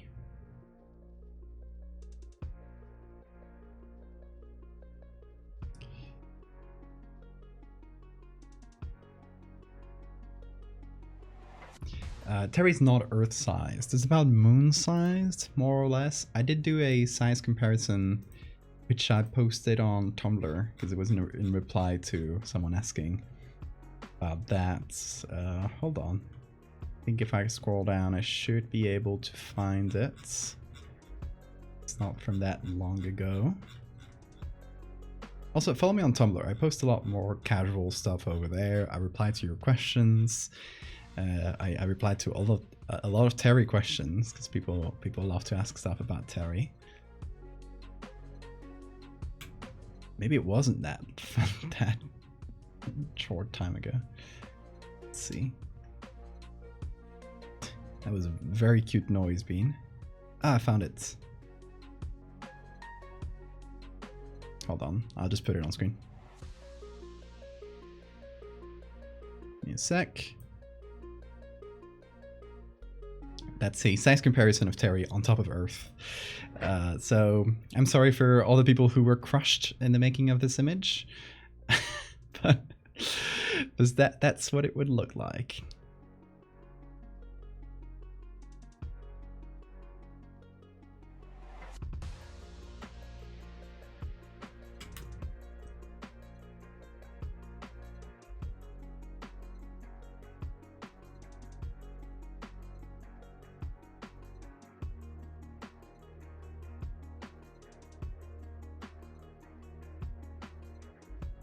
And maybe we'll let this eye grow a little bit, because it's one of the smaller ones.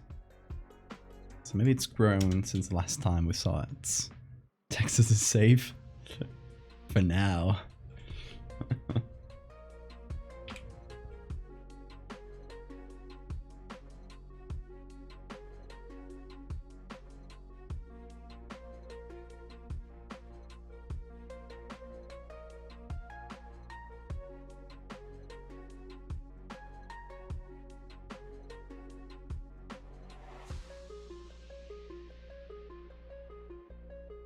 Okay, put that eye there.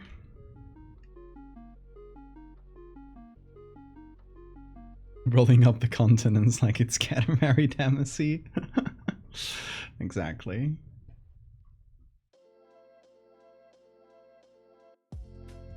Hold on. Cable mess. There we go. Don't get alarmed, Bean. Don't worry. Ohio will be eliminated.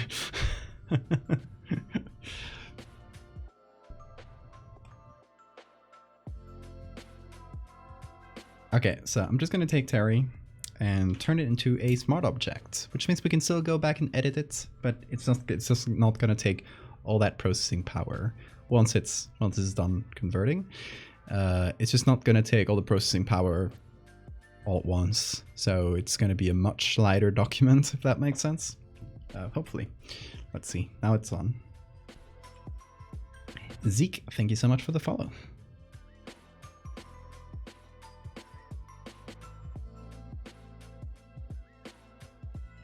Bean, you have really sharp claws, dude. How do you do it?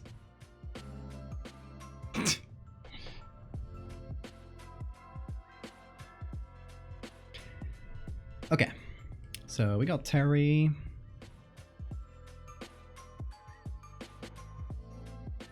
We can change how light or dark it is. It is on screen mode, so it's never going to be darker than the sky.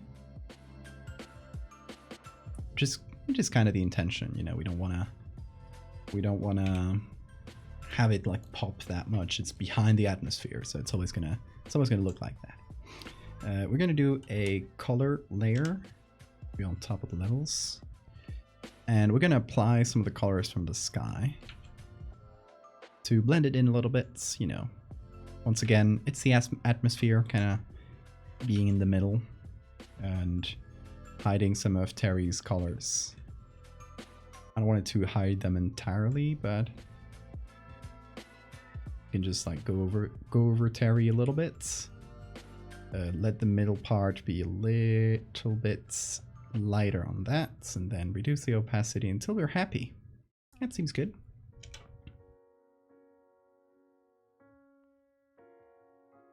And maybe we give some oranges like these to the side, to the lit up side, because it's, you know, that's where the sun is hitting.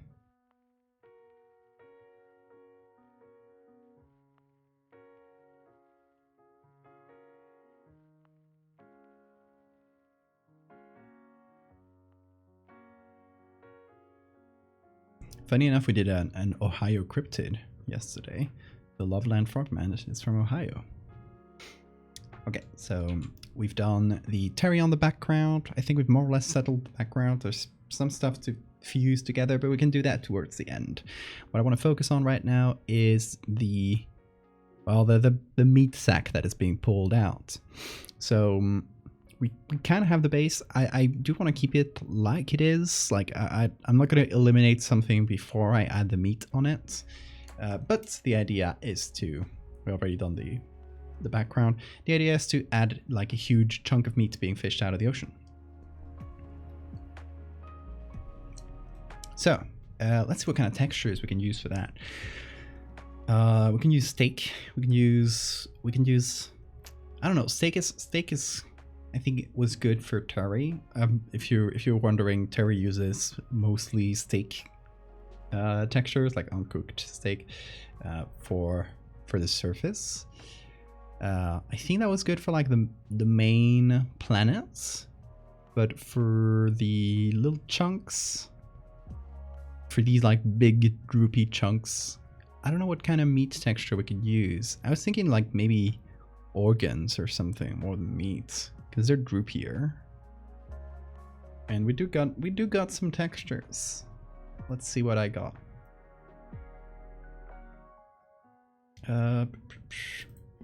Whoa, hey Bean, little guy.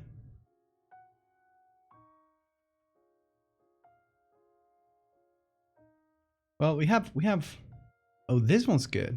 By the way, content warning. We're about to see some guts. And chunks of meat. Like, that's inevitable. But just fair warning. We got this one.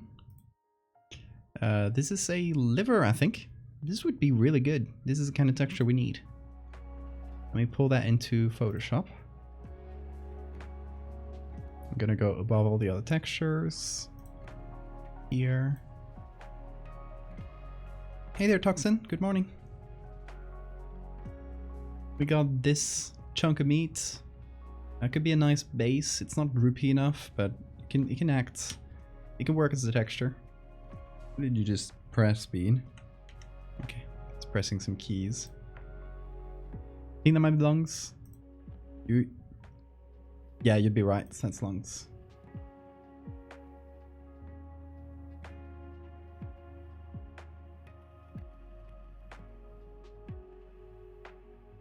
Yummy. Then we got... This one's pretty gross, fair warning. These are guts. Sold at a store somewhere, but it's a good gross meaty texture, so I think we can get some use out of it, although I don't want to make this the main texture because Terry's more meat than organ looking, so we gotta keep the meat as the main texture. I recognize those guts. Those were sold in Italy. Yes, I do think so. Yeah, the file is called Italy something. So you're right. We got some uncooked meat here. This could work. Here we have a heart, a chicken heart, liver, and guts, I think. It's from a cuisine from something. It's like the uncooked something that's going to go in a plate. A dish. No Twitch TOS allowed guts. I don't know if they specify that. I think, you know, it's fine. Like, they allow cooking streams. This is like cooking ingredients. So.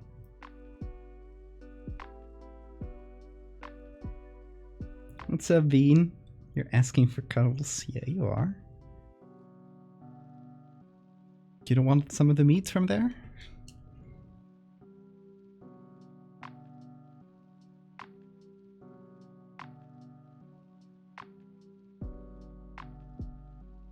I think this might be our main texture for today.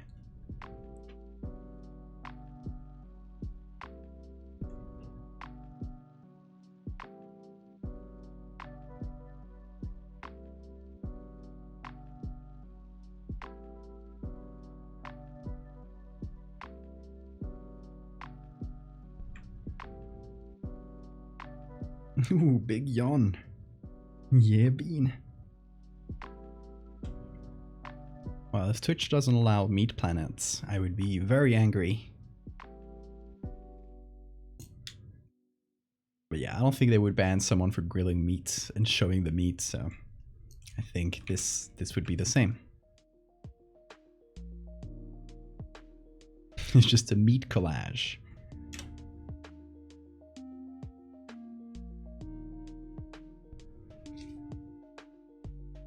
Meats plural. Whoa, that was a selection for sure, Photoshop. You sure selected stuff. It was more or less correct, but it cut out all the sinew parts, which is interesting. All the connective tissue. That was a choice by Photoshop. I'm okay with it though. I'm gonna put all this in a group, and we're gonna choose some colors from the original Meat Planets, because I'd say it has to be the same. It's a purplish red. It's not entirely red, you know? So we're gonna imprint that onto the layers here.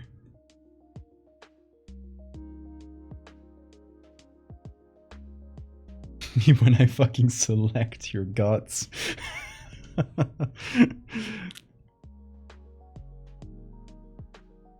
Where you from? People eat eyeballs?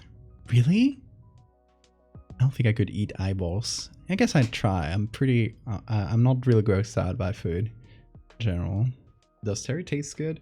That would probably be pretty chewy, really hard meat. I wouldn't recommend.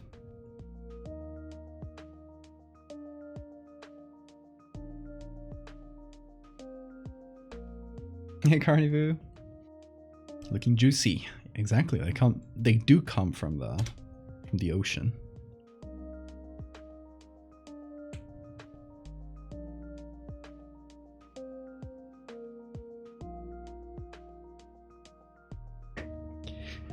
Google Rocky Mountain oysters. Oh yeah, those are testicles, aren't they? Those are eaten in Spain too.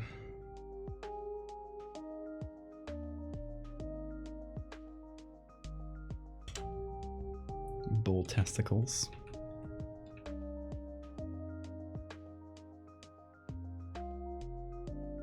Never tried them, but I would. I'm not opposed. I think you know, if you gotta butcher an animal, you gotta use all of it.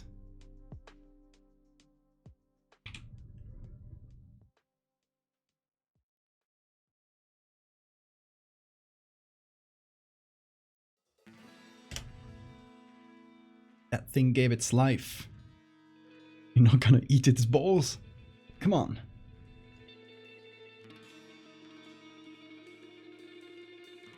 What's the most unique thing you've eaten? Good question. I think maybe surströmming, which is the Swedish rotten fish.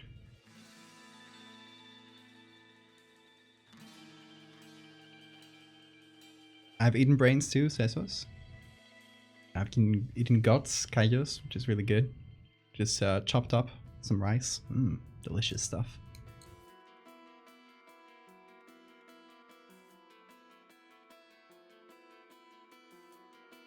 I'm sorry if there's any vegans in chat. That might sound really gross to you.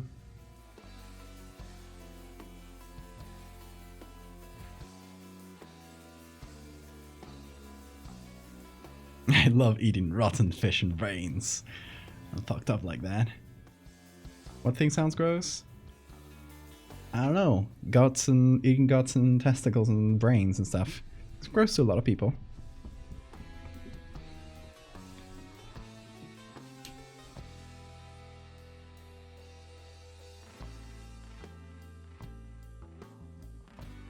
Weirdest thing I've ate would be a tongue.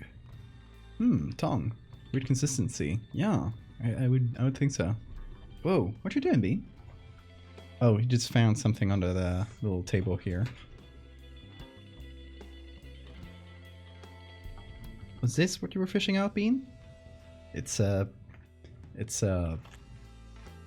hard drive, portable hard drive. I would just keep under there. Just a copy of all my art and stuff. You want to eat my art, Bean? I guess that is a compliment. Here, eat my art. You can have it. You can eat my heart if you want. That's all yours.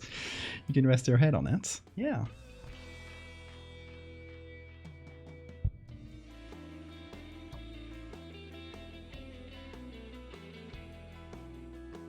You guys have those in restaurants normally. It's not the most usual thing for a restaurant to serve you, like brains, testicles, that kind of thing. Some do though. I would say callos, which is the guts, like the chopped up guts, are pretty common in some areas in Spain. It's mostly like something your grandma will cook, that type of dish, like a hearty village dish type thing. But you do see it in restaurants. I've eaten callos, really good callos in restaurants. Like there are restaurants that are known for that, for those dishes.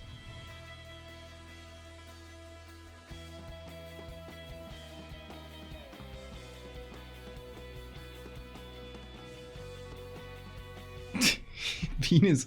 Oh, that's what he likes. He likes the little droopy things from here. He's going wild for them. What's up, Bean? Hold on. I'm gonna move the sensitive stuff away. You wanna have this? You wanna have this? You wanna have it? You wanna have it? Yeah. That's a hard drive. I mean, it's protected. I'm not fearing for the hard drive. He just wants the exterior bits. I don't mind him messing around with it.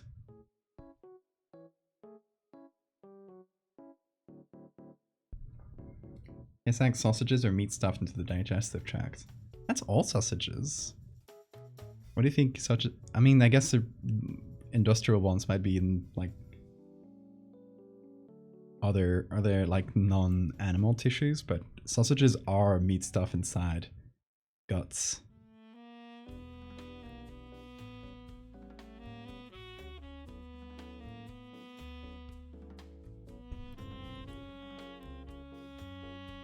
If you want good sausages, I recommend chorizo from Spain. It's a spicy sausage.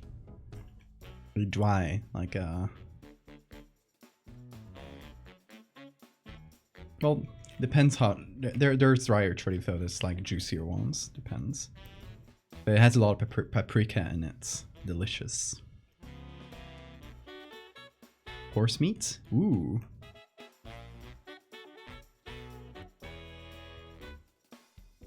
Chorizo con huevo. Yes. Delicious.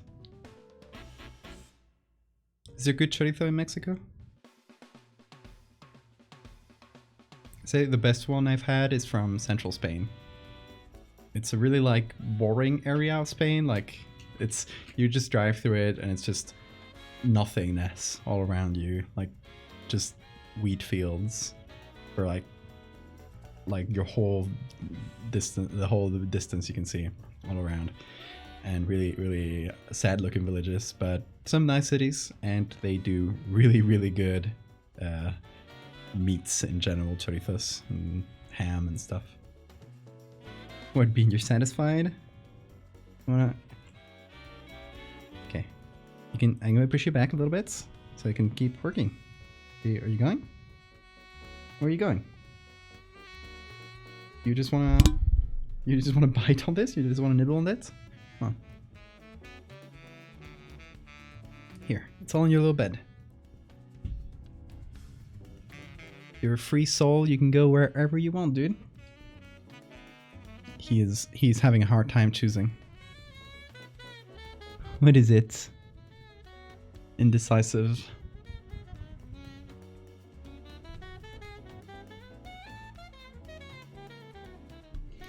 Oh, baby.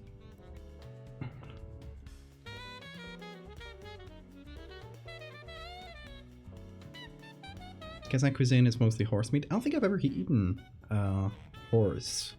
Not that I remember. Look at his little face on the bean cam. What is it, Bean? What is it? Oh, he just saw the hard drive. Where are you going? You leaving? Sounds good.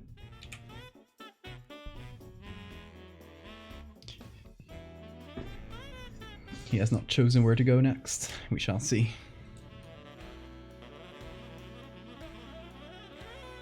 Really good, has mostly no fats, really lean meat. I will try it whenever I get the chance. I'd love to try out Kazakh cuisine.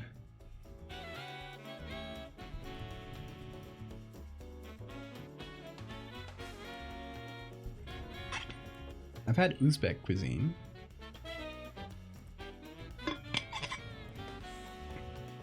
Had a flatmate in back in Sweden when I went on Erasmus. Had a flatmate who was from Uzbekistan, and he cooked some regional dishes for us. It was really good.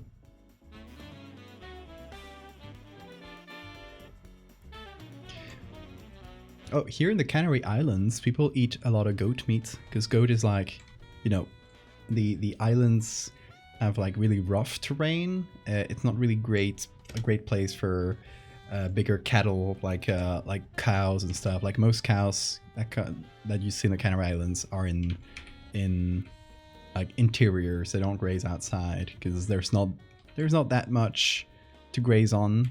But you know, goats are great for that. You just like let them out in the mountains and they'll graze on whatever. So goats have been the staple in terms of meats in the Canary Islands for a long time, since the Romans came. Like people lived on goats basically, subsisted by shepherding goats. And yeah, goat meat is pretty popular here. You gotta cook it a long time, so it's usually because it's tough meat, so you gotta cook it, like slow cook it for a long time until it ends up being really soft. It's good. I like it.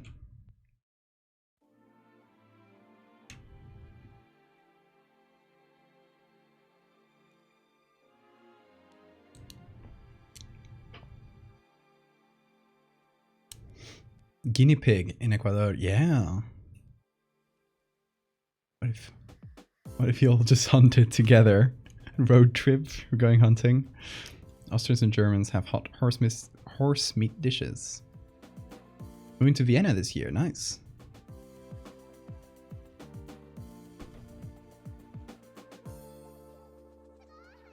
You going studying there? Working? You'll have to answer, by the way. No need to release your personal information. I'm just curious.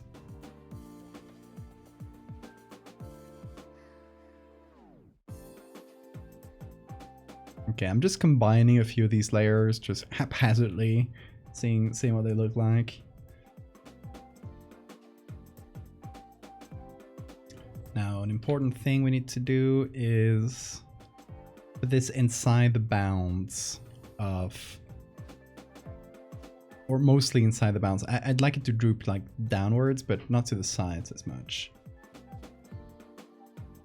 So we're gonna do this, and then we're gonna put all this into a group. I'm gonna call meat all. And we're going to try and mix it with the layer below. So I do want some of the texture from here to translate down here, which might be hard. We do have a bit of texture selected in the channels, but maybe we can find one of the channels specifically and select a texture out from it. I think we can choose blue again, just like work it out differently.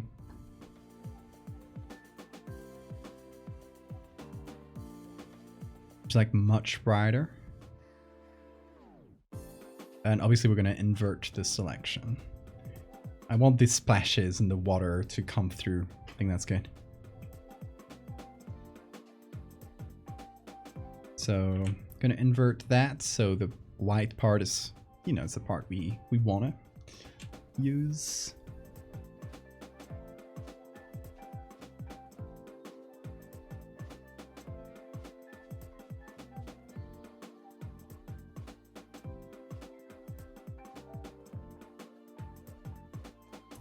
So we can imprint a little bit of the texture and all the juices coming through. Can just turn that into a selection, and let's see what this looks like on the meat. All right, it's not there yet, but it's gonna get there.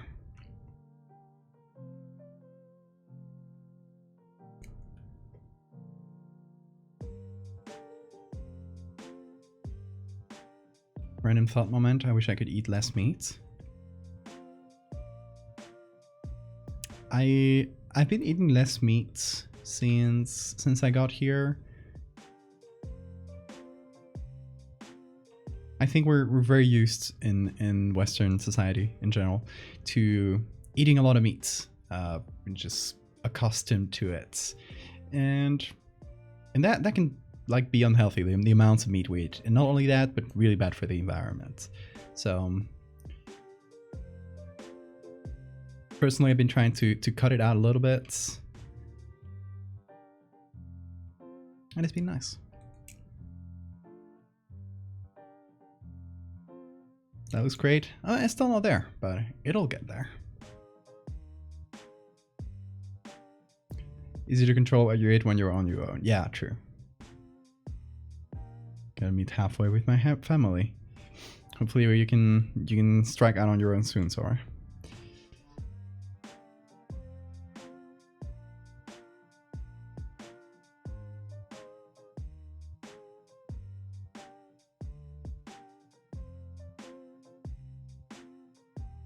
Twice a week? Yeah.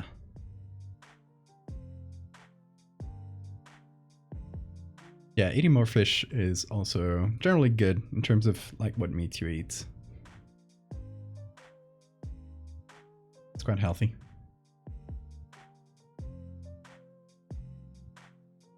Do you guys, where you're from, have a liver cake? Not really a liver cake. We have some liver dishes. Usually fried with onion. That's like the classic liver dish. And of course, like pâtés, that sort of thing. Like foie gras is in France is liver. What's that, Bean? What's that, little screamer? You want attention, don't you? Come here. Bean.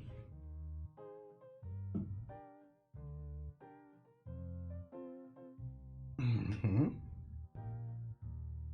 What is it, little man? Smell like food. That's where you went. Okay. Come up here. You can stick around as long as you want. Kitty. The Liver King. Yeah, that was a weird guy. You guys saw the whole Liver King story? It was like an influencer that built his whole brand on like eating liver constantly every single day. And he was really buff, and he said like, you gotta live like a caveman, and he only slept on like a hard floor, and you know, really strange guy. And obviously it came out like someone leaked a few emails that he had with his doctor, and he was taking a lot of, how you call this, anabolic drugs. Obviously, liver was not doing the job. Here you go. Steroids, thank you.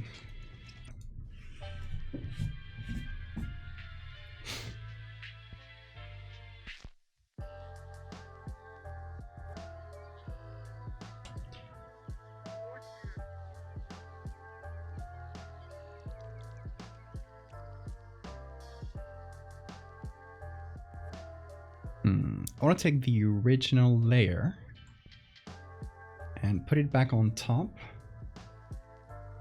Maybe put it on...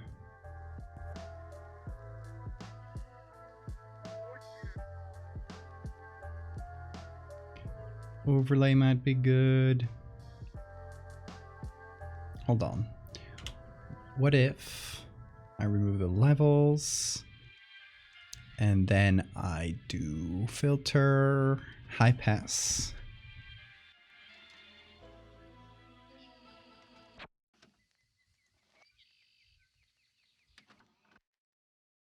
Just kind of brings it closer to gray. Well, before high pass, I'm going to desaturate. So I just want to use it as a texture of sorts.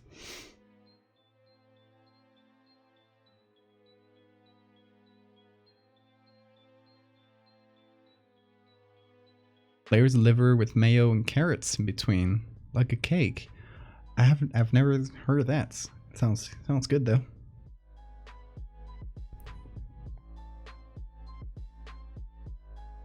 Twitch Mobile has decided I'm not allowed you to remind me to save. Is it on cooldown? No, I don't think so.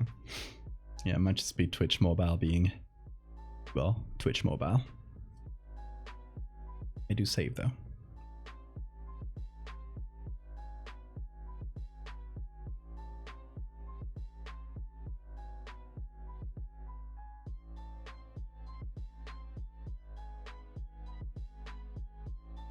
Okay, let's see without the layer mask on top. We can reapply that later.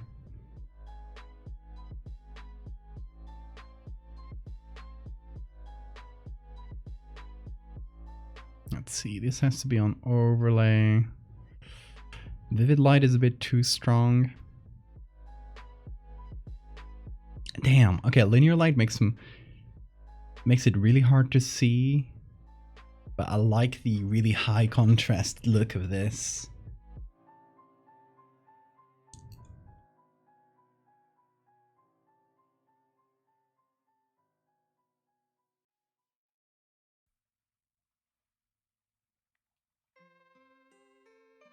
How far are we on the marathon on the extra stream? 44%.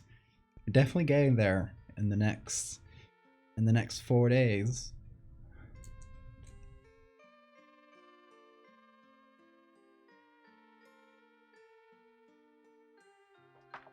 Okay, I'll do linear light, reduce the fill a little bit, and just adjust it to the side so it's not as strong here on the side.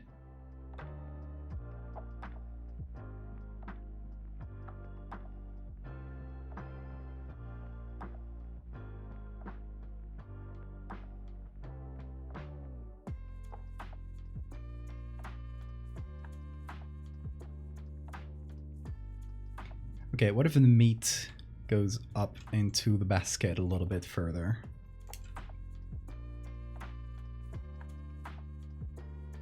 It's gonna have to contend with all the upper area here. It's a bit annoying, but we do have a selection that cuts all that out. So maybe we can use that.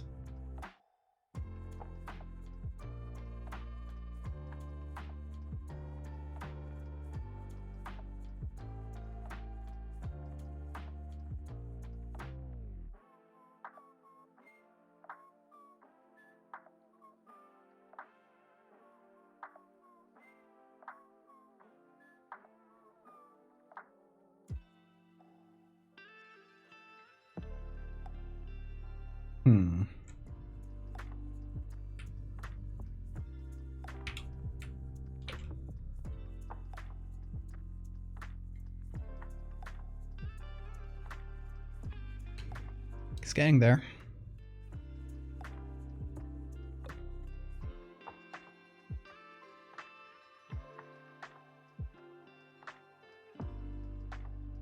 The flesh sack a little appetizing. Are you hungry? Hungry for flesh.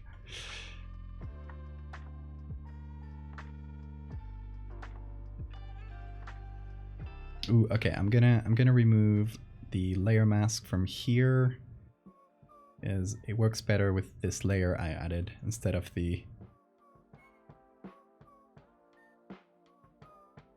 layer mask, which is a little bit wonkier.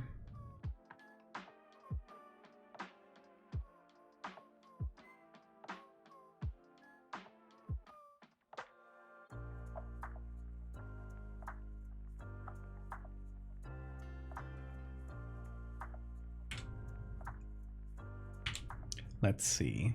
Here in the channels, I should have one. This one's not bad. This one, maybe if I invert it. No, it's maybe we touched it too much. Let's do a copy of the blue one again.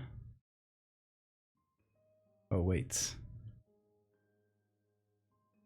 Without all the things I added. There we go, just the original. make another copy of the blue channel and re-add this.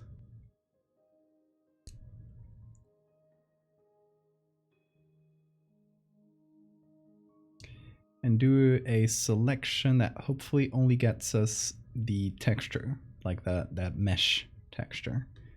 All right, so it's going to be an inverse of this. Then we can turn that into a selection. I'm going to go back to RGB, hide the selection so I can see what the hell I'm doing.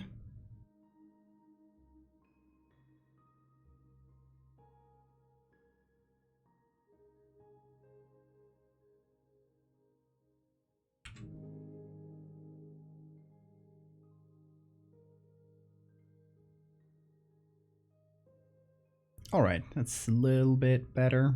It's slightly wonky still, but...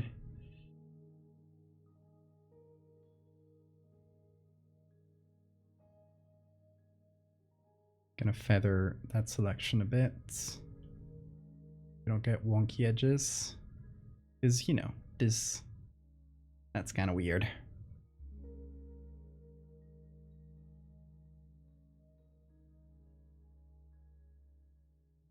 But at least it removed that, like, those strange white spots there.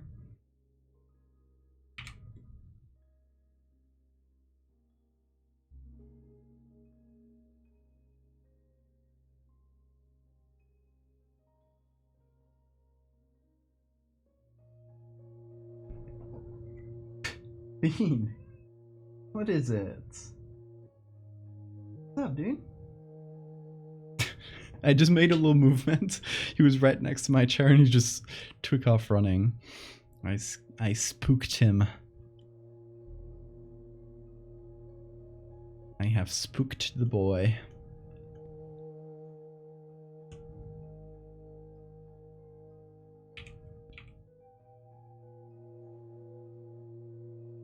He left.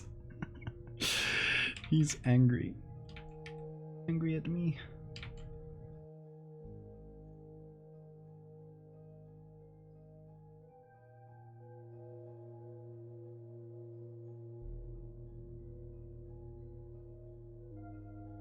The color is a little bit strange. I feel like I can maybe go over them.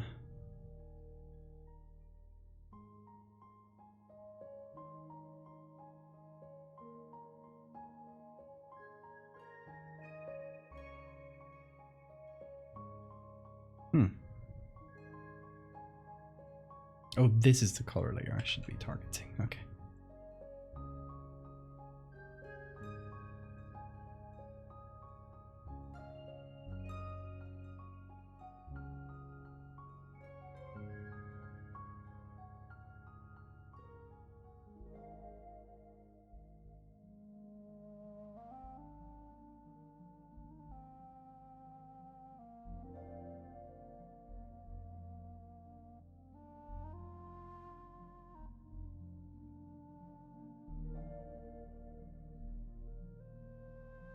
Let's see, maybe red will be better for this.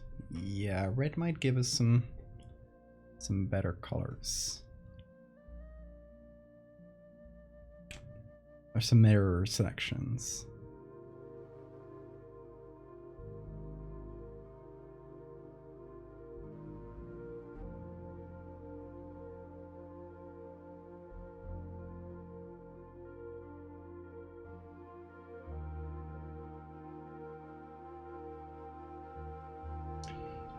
I can take the whites, reduce them, maybe? Or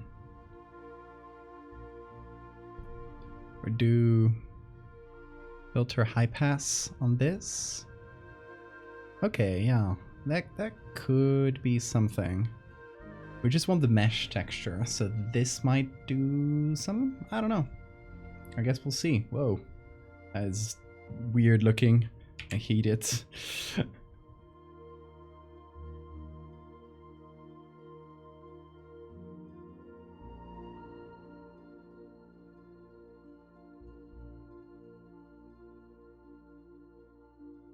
What did that do? Hold on. Can I copy it as a layer? I don't think I've ever done this. No, it just copies it as a transparent thing. But I can still overlay it, so it does still work. Sorry, I'm just experimenting.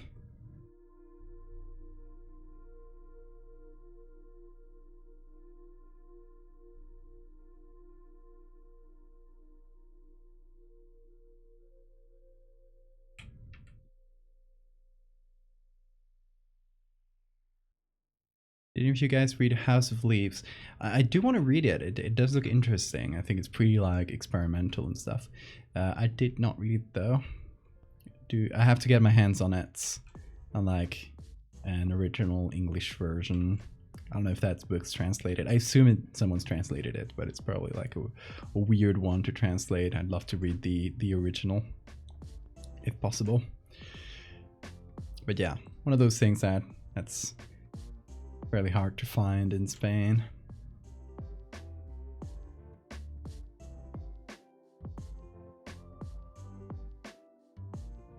I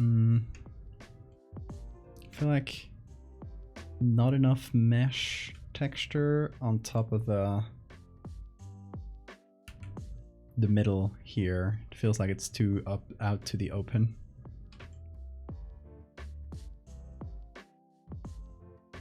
There's not really any mesh texture to pick, so kind of puts us in a strange position.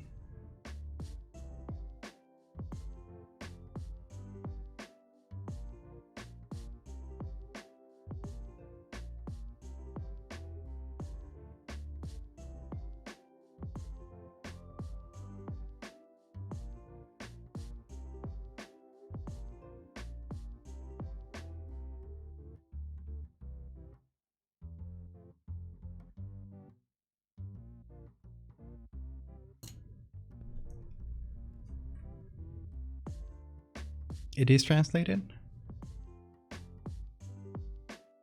Trying like 4 times, always go on to something else.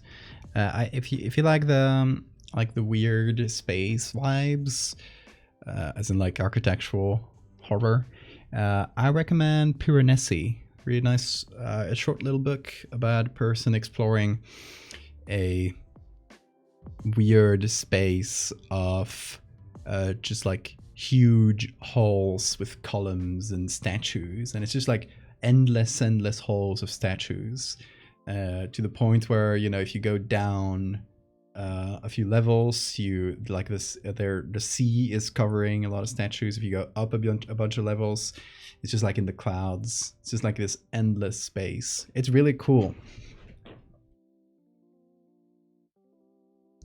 I love Piranesi.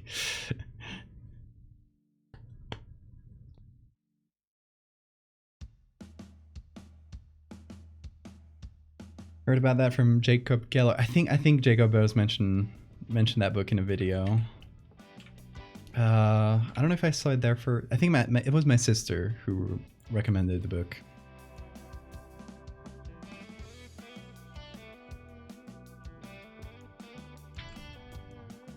It's a fun one. I recommend just going in blind. I already told you like a little bit of it, but it's just like the very basic setup. That's the back cover of the book. But yeah, if you do like those vibes, just go in, give it a read.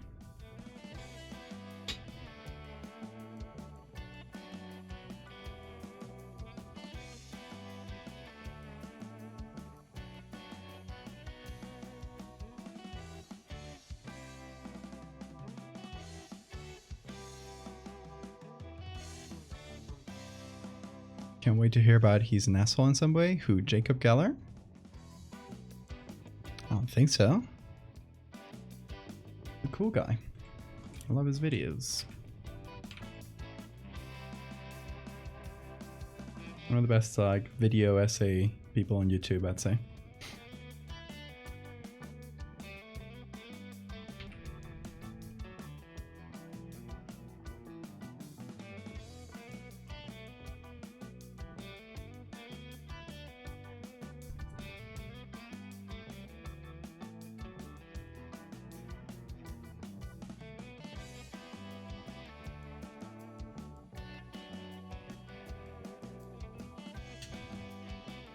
Okay.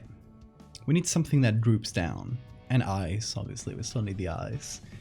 But now that we've kind of finished the setup for it. Let's see. I'm looking in my textures folder. Not anything droopy. What could work?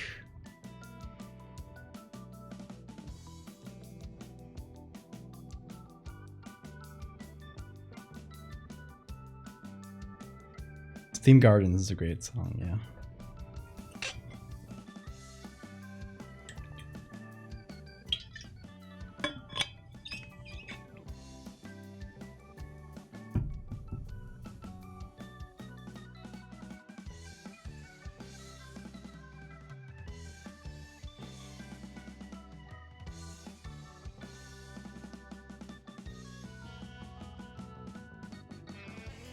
Got this really, really nice meat texture. I would eat that.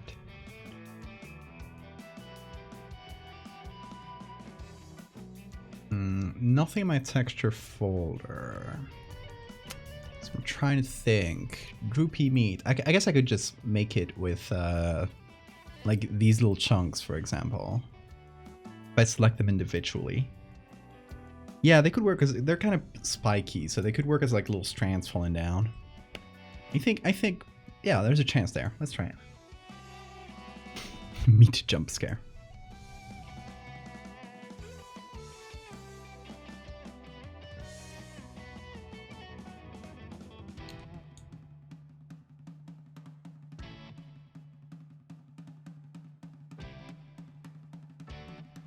Just learn not to trust people I look up to ever again. Honestly, that it's a pretty good instinct. Like, I feel like it's easy to get that parasocial thing with a YouTuber and stuff, and just think like, hey, they make good videos, they must be good people, and then something comes out about them, and you're like, oh no, they're not. It happens often enough that I say it's probably a good instinct to just like not put too much trust on people who are essentially strangers to you. You know, you're seeing a facet of them. Except for me, I'm perfect. Kidding.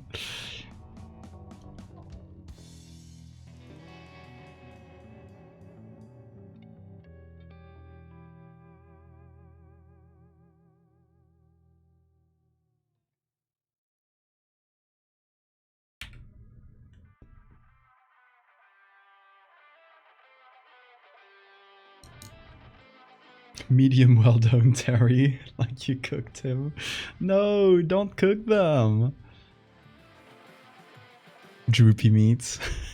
I do say really strange things in these streams. If you take a lot of what I say out of context, let's say droopy meat is strange. You like bugs, you cannot be trusted. The digital library has Piranesi. Nice. Go for it. Give it a read.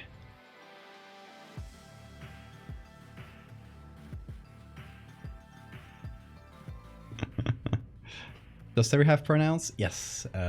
We use it and they.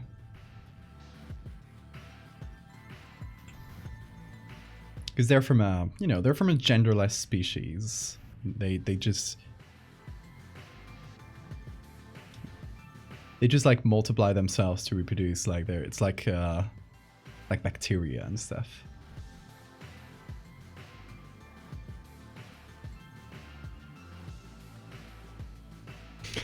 I love that quote. People are such prude with foods. Go beast mode on some fruits and vegetables. Honestly true though. Just bite into that kiwi fruit. Life is short.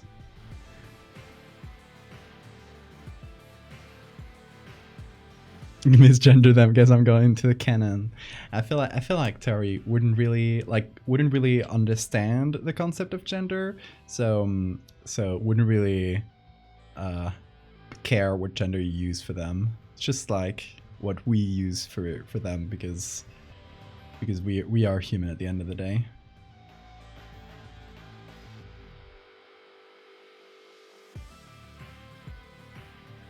And that's how we see our world. Okay, I'm trying to find a good selection among all of these that just selects the water. This one's maybe a bit too strong. Gonna make a copy of it because I can still use the base one, but gonna reduce it a little bit because I do want like the droopy water and the chains most of all, because I want the chains to go over the meat. I've been using channel selection a lot more lately. I don't know, it's a finicky tool, really situational, but when it works, it's really, really fantastic at saving a lot of work. Oh wait, that should be backwards. There we go.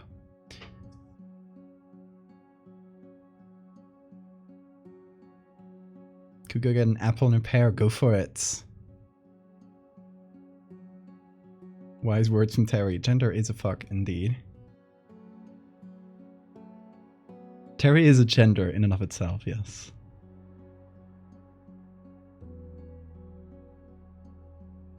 I did not mean to send the letter T.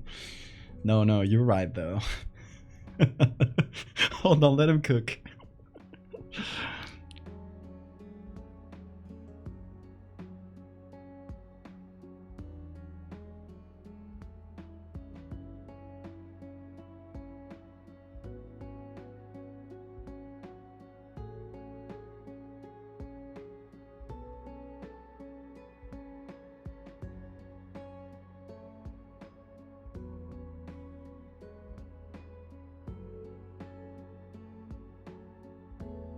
D for D, transfer Terry. Oh my god.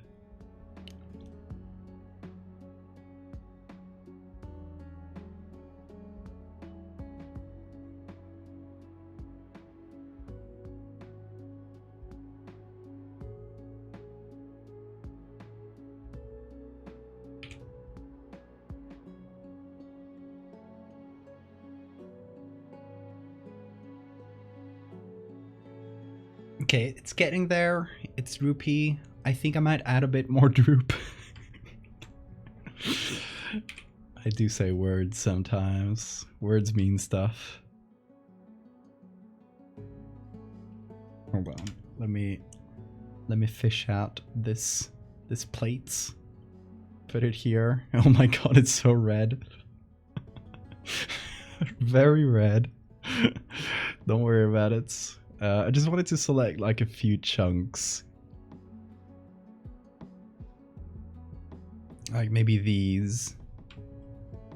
Oh.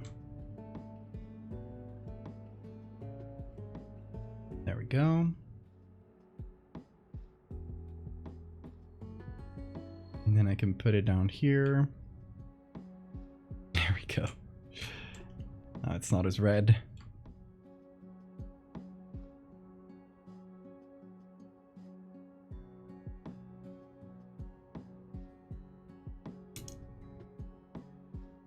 The Gene Googly stands for gay.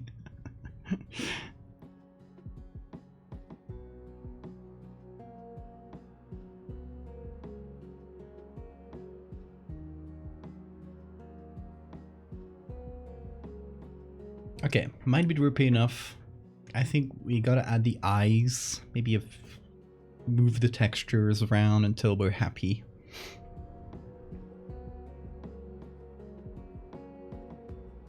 It's a hefty meat chunk that we got here.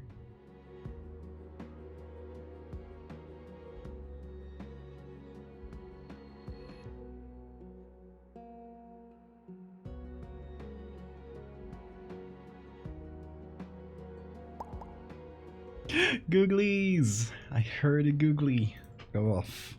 Okay. Perfect timing too. Just as we were about to do the eyes. Let's actually figure out, use the googlies to figure out where we're going to put the eyes.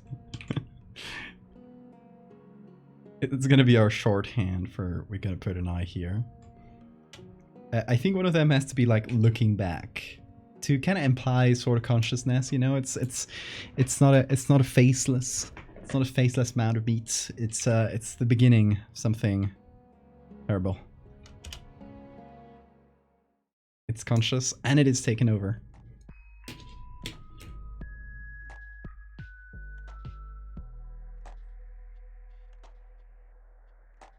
It's a hefty mid chunk that we got here about 2023. Moth and a googly-eyed crab. Oh, that was a cutie.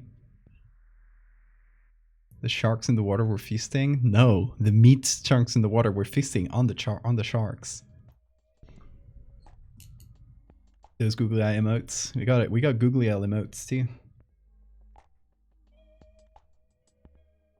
So close to that custom roll. You're gonna get there. Okay. Let's add Ctrl J. There we go. Don't know why that didn't work the first time. Ooh.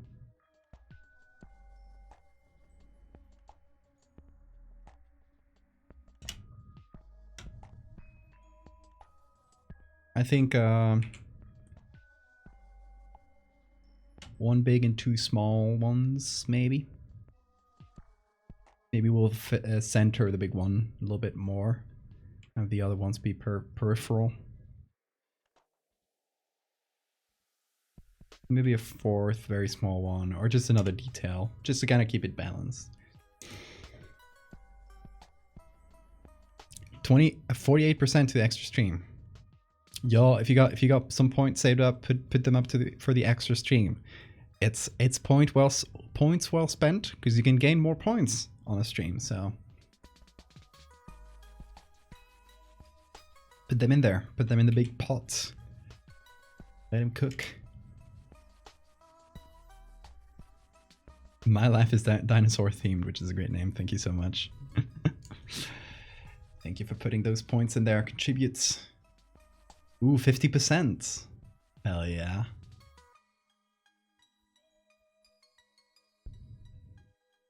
We're past the half point.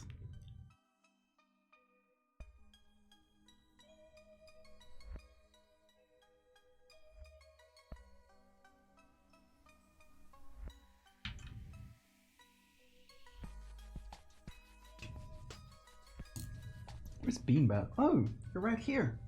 Hi, Beanie. You a sleepy boy? Are you awake?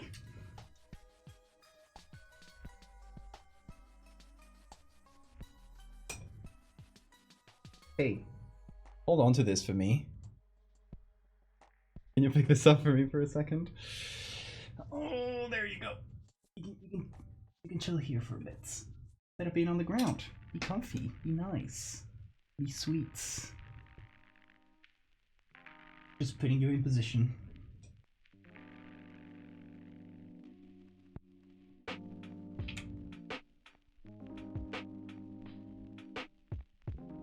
Look at his little face.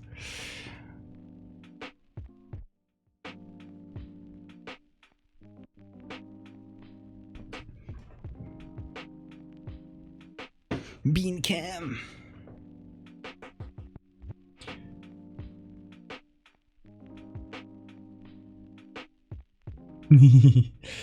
What's up, dude? Yeah? Open your little eyes. He goes cross-eyed. Whoa, attack. Destroy. No, don't attack my hands. That's not how it works.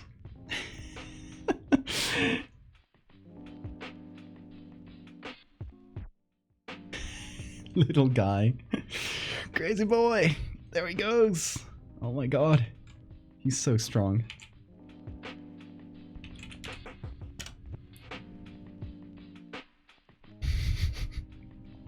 Okay, we figured out the eye positions. Now let's actually put in the eyes.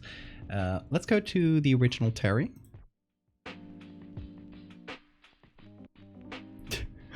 Bean. You're going wild. Dude. What's up? What is up? You're so cute. You're so cute. Yeah, you are. Here you are. Whoa. What are you even attacking? No. Don't you attack the back of the computer. I don't even know what you were targeting there, but that's not the right place. Put your claws in. They got toys. Look at this. Look at this. He loves this. You see how look at how he grabs it. Like he just has really grabby fingers. Whoa! You threw it down. Hold on. Don't move. I got it. Where is it?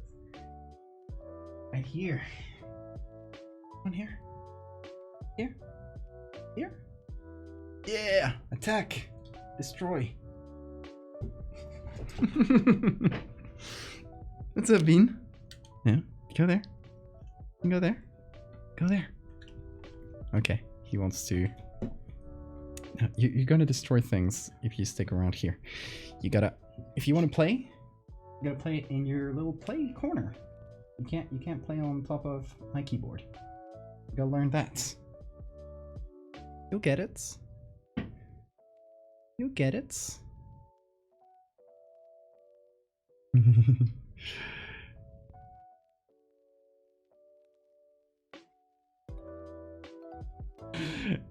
Little guy. Crazy boy. Chaos. Destruction. Murder. He loves that toothbrush. It's like literally one of his favorite toys. He's now focusing on something on the background. Oh my god, look at that stare. He is staring into your souls. He knows all of your sins. You. I see you. He has finally seen chat. He has realized. He has realized.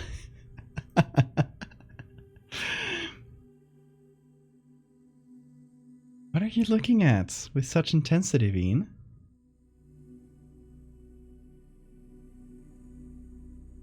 Yes, in your sins. Hey, Beanie. Aww.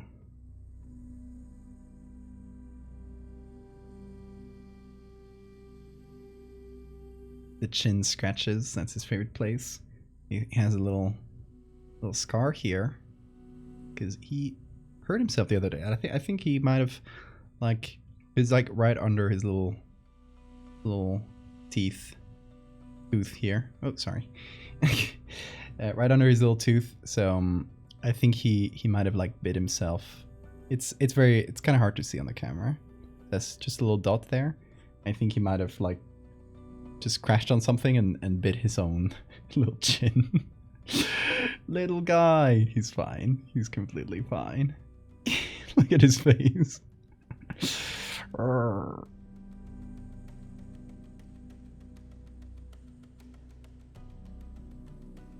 Yeah. Aggressive petting.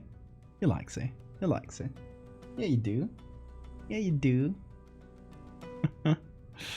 Baby man.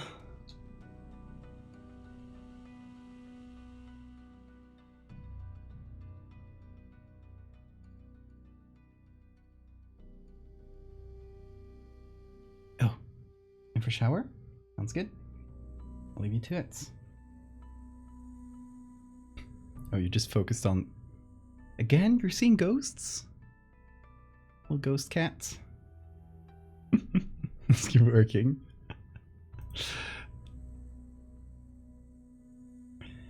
Let's keep at it. I'm just gonna take every eye from here. I know we already have like a layer with Terry from the background, but we put it in all in a single smart object. So instead of unpacking it, I'm just picking it directly off the original document. So I can just like take eyes as we need. Okay, this eye here is the one on the side. I think we can put this one... We've used this one a few times because it's nice. It's like dilated. It's like looking at something. We can actually put this one like looking back. at our fisherman here. It's like, you know, gives it a bit more personality. See, he's trying to get to it. He's craning his neck, trying to get to the back of his neck too, but he can't. It's too far. He has the parasite products on it. Oh, thank you for the saber matter too. Came to do my part in the daily 2 points. Thank you, Jesus. Hope your times are doing great. Same to you, dude. Hope you're recovering well from the sickness. Don't know if you mentioned what it was.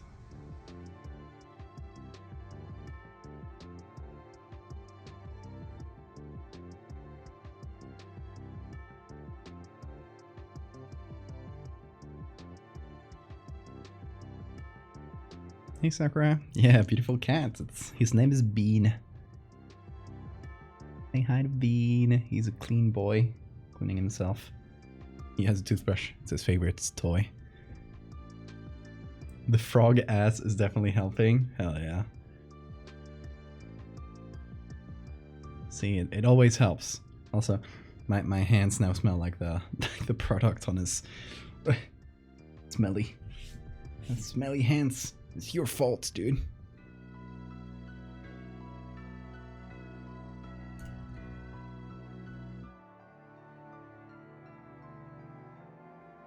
Okay. Which one is this?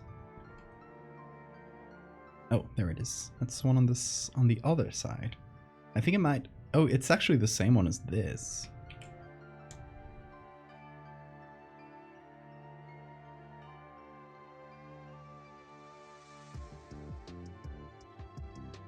Use it kind of in the corner here, just small detail. It's probably not going to be noticeable in the final composition, but why not? Why not use it? Remove the bone shadows from there. It's kind of annoying because I did the shadows for these eyes. Honestly, I'm just going to remove the shadows. I did them kind of on both eyes at once.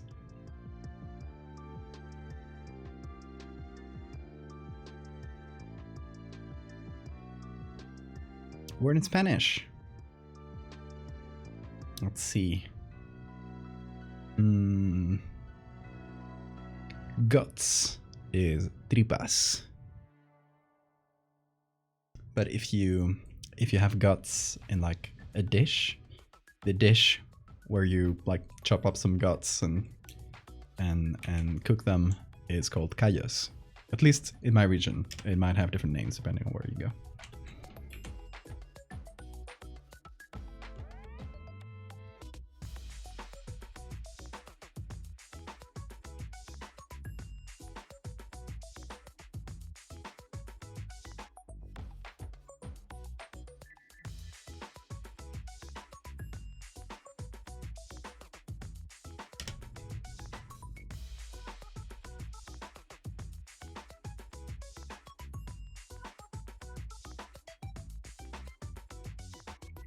Also gonna redo the lighting from scratch, so they're still like, they still feel like different eyes.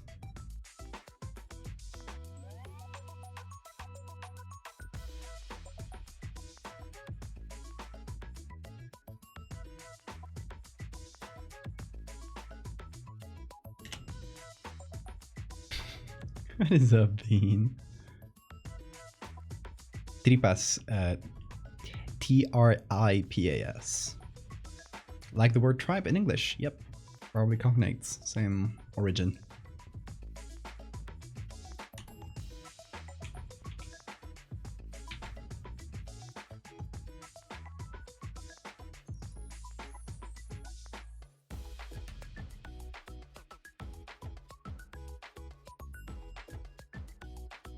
What's a narco corrido?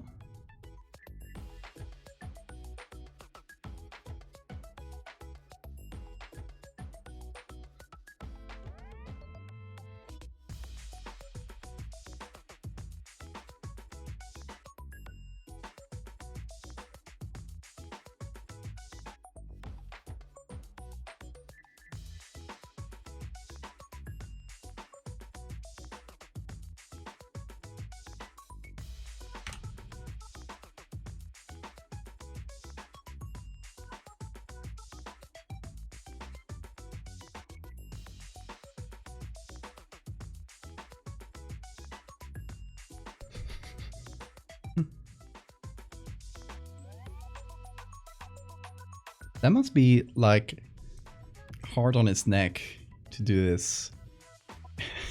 To do what he's doing right now.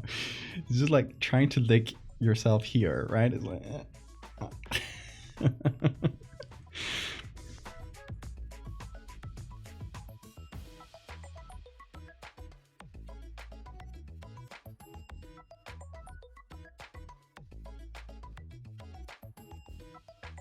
he's bobbing to the beat.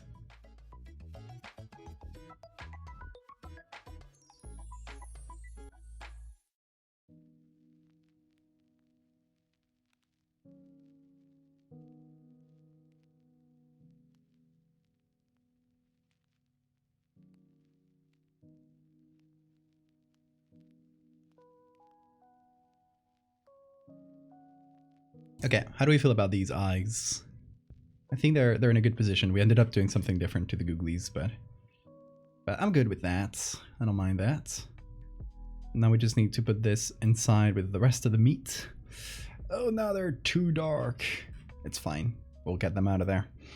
The googlies are here. We can actually just move the googlies around so they don't interact with the other eyes. So we can have them both on screen.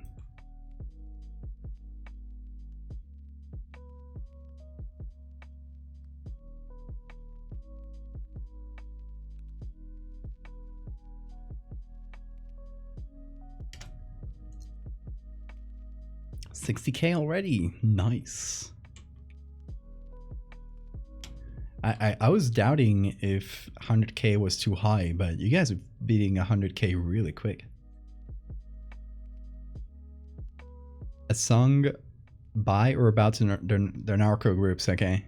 Could be their crimes, could be very detailed, their bangers. I'll have to listen to narco corrido. We'll get to 100K tomorrow. Honestly, 60K. If we get to 66K by the end of today, I don't know how far along we are. We're pretty close. Yeah, if we get to 66K, that would be 2/3 in 2 days. So I could see that. I could see that happening in 3 days. Get your points in if you haven't yet. Did we start 20K? I think so.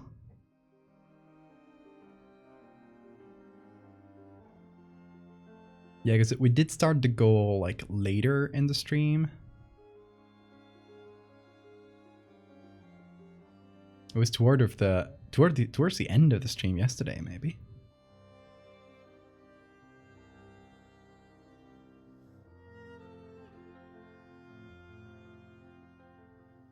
Okay, brightening that a little bit.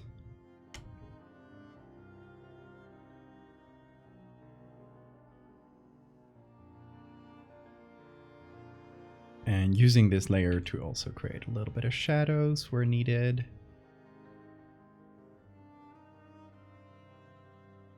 Celino Sensitive. Let me note that down. Actually, I'm gonna go to Spotify and just like one song. That way I'll find it easy.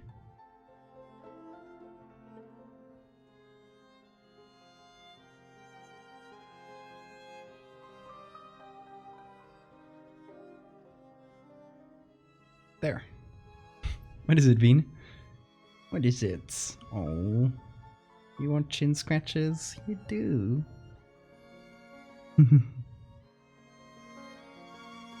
He's going.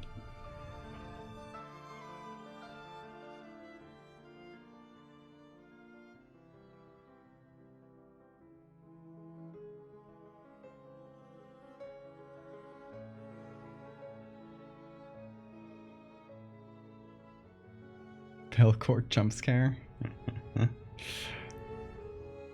We do have a lot of that soundtrack on the stream playlists.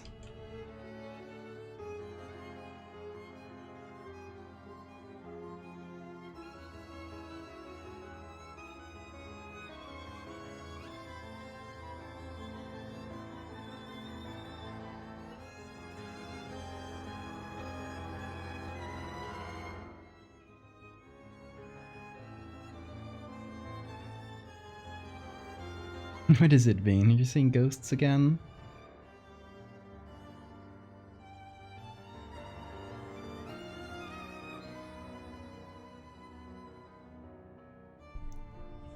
Crimen de Culiacán.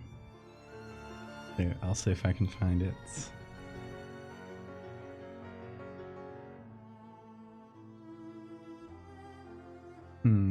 I feel like the mesh texture is not really visible on the eyes. Let me hide the googlies because it might be confusing me. I think maybe I'll just find another mesh texture. Maybe one of the in the here's bean size comparison.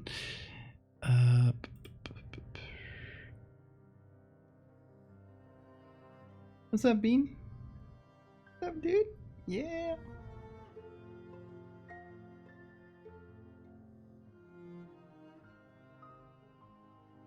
What are you looking at? You're looking at me? I'll just do little pauses between cleaning sessions. Okay, maybe I'll just look for nets in general. Just get any like mesh texture that's easy to separate from the background and just apply that.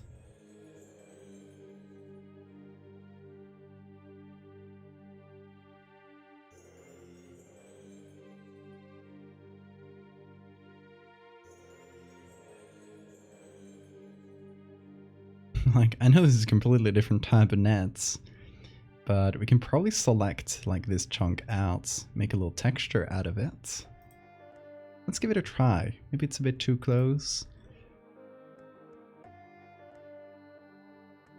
Let me see if there's any that are further away but still easy to select. Most of the easy to select ones seem to be close-ups.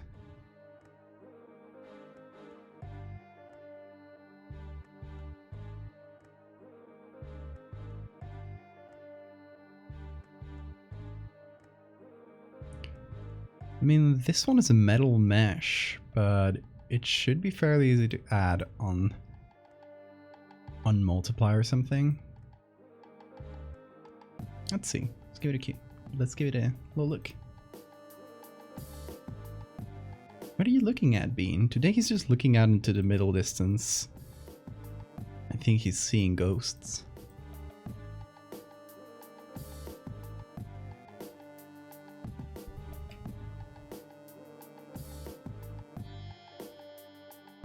Okay, let me invert that and flip that.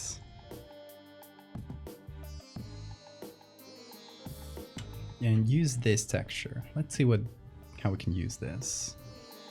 I'm thinking, first of all, gonna desaturate it. And second, I think I might add it on multiply and then just move this around until we only get the mesh. And it's not like too strong or darkening everything too much. I think around there should be fine. It seems to just add the mesh texture.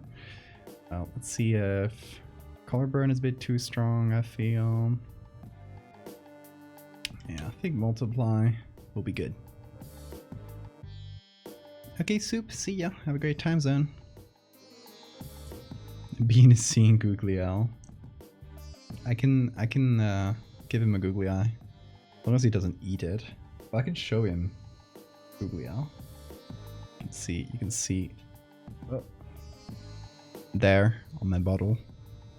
Here's googly owl, Bean. Seeing it? It's looking at you.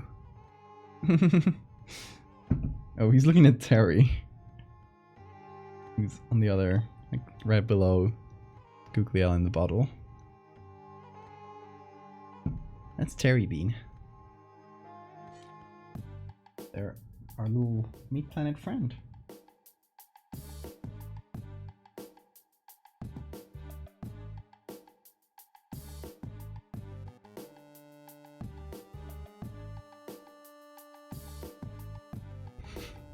can't eat that. Why would you show it to me?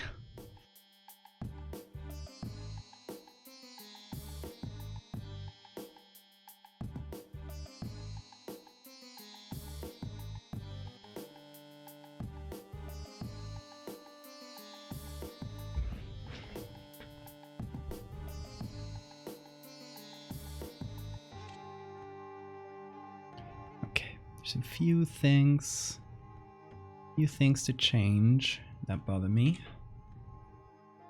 Now that we actually have like a mesh texture on top, we can reduce a lot of the things we added on top to re-add those textures from the original.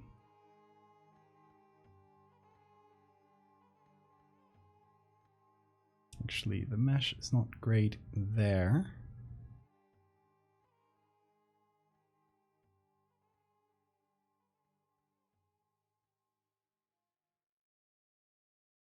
I'm trying to find a part of it that'll work better.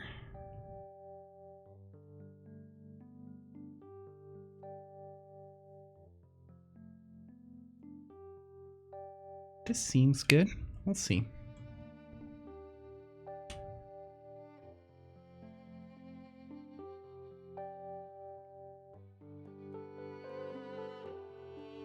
Hey, Yoda. Good to see you.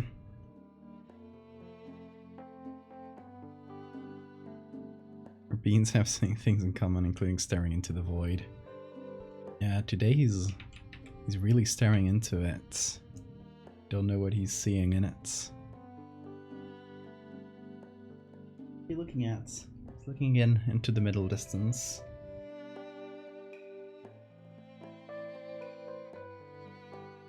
Get yourself some neck support. Gonna hurt your neck, dude.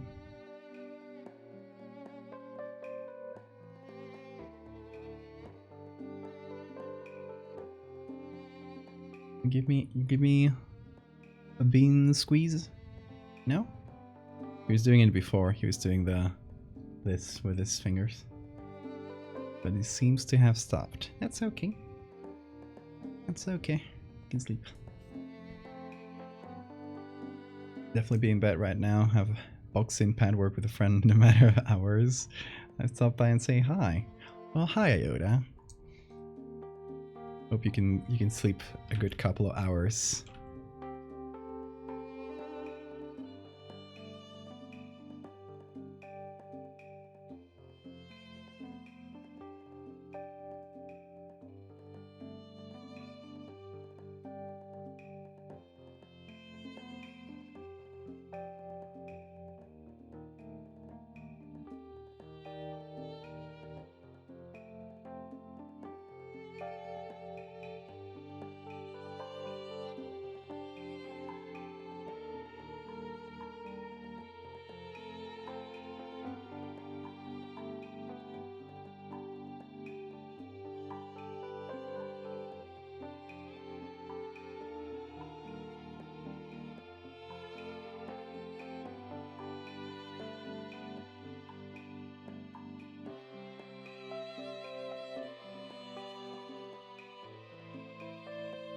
Pretty dark in general, the massive meats. I think on the one hand, I kind of want to make it brighter so it's easier to see what's going on. On the other, the darkness keeps a little bit of mystery, so it's not the easiest choice. We gotta find a good balance, hopefully. I think that's both readable and still like strange and mysterious enough. I like how Terry looks like they're looking at their son. Just their child. Look at how my child is growing. You're looking peace. Thank you so much and welcome.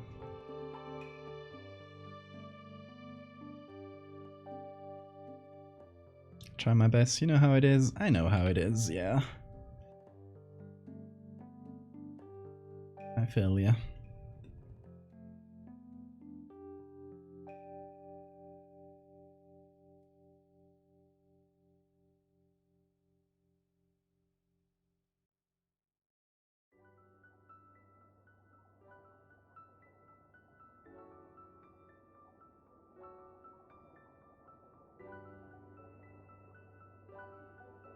looking cute. His name is Bean. He's sleepy right now, but he was attacking this toothbrush before, going wild. Yeah, welcome, STN. Is that good? Or how do you pronounce it?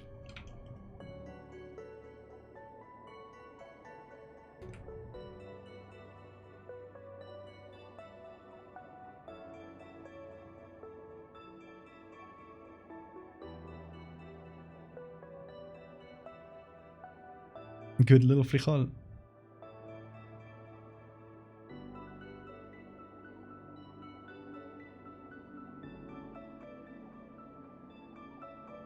Hell yeah, welcome STN.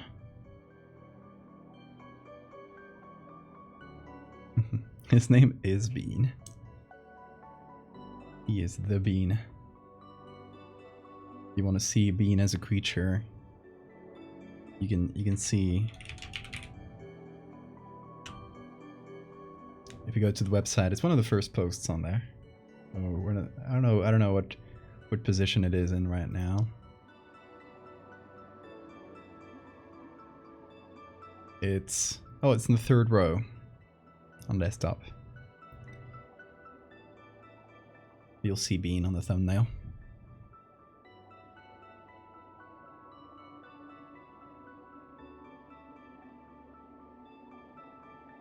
I think we're getting there. It's still a bit dark. It's meant to be a bit dark, so we'll just have to adapt it to that.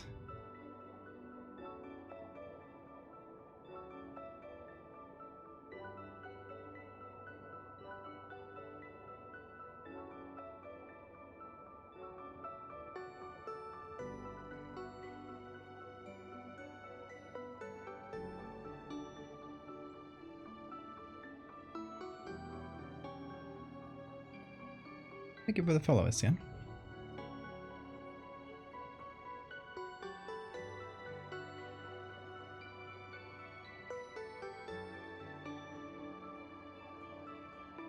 Here's the thing, linear burn also looks pretty good, but it's so strong.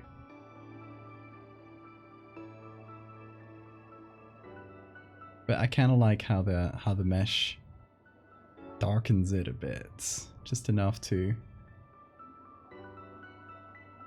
make it hard to read, you know?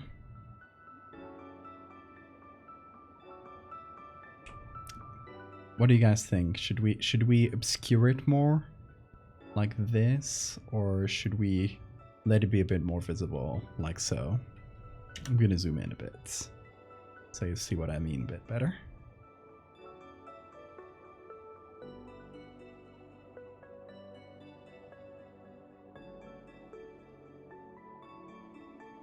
Whoa, 4,000 more points.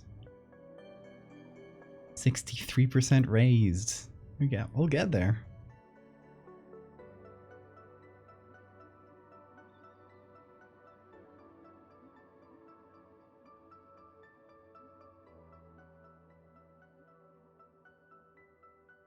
I like the obscured vibe. Yeah.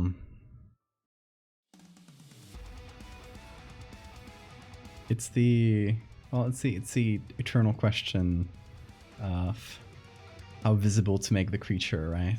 It's that balance always. I think I might like selectively remove it from some parts, or not remove it, but lighten it in some parts, so that,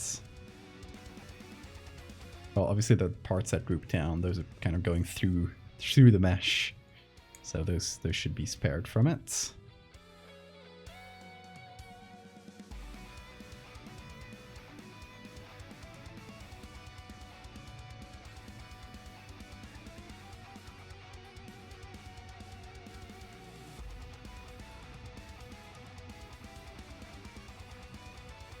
And close to 69%. Is that all you wanted?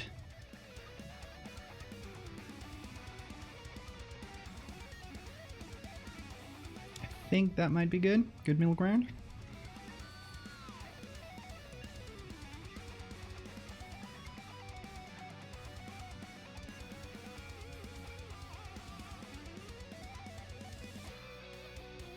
Okay, here's an idea. Be a bit radical, but hear me out. First of all, there's a little... There's this little thing here. It's kind of floating.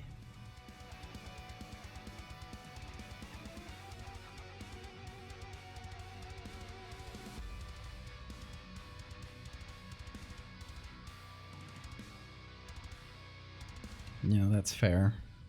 Not gonna touch it too much.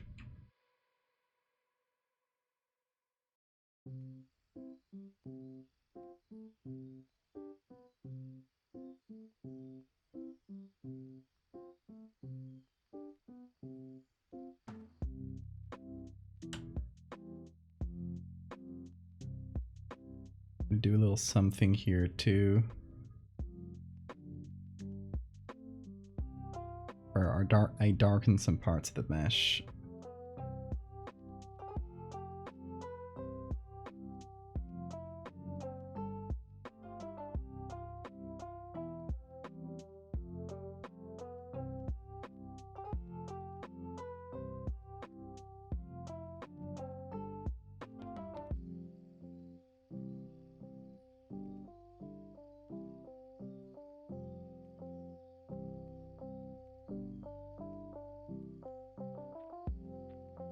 There we go.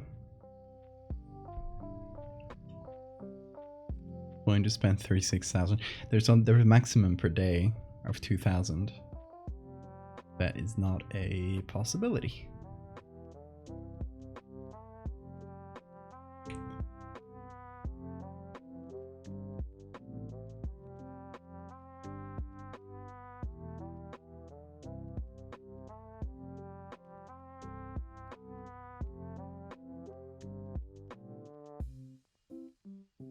Okay, my idea was, what if I made the whole thing bigger? Like this whole basket bigger.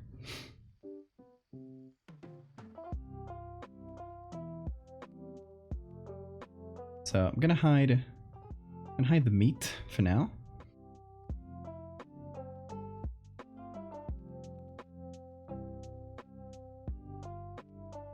I'm actually gonna do a bit of selective removing of the background here. You know, we can bring back some clouds. I don't mind that since Terry is on this part. This will allow us to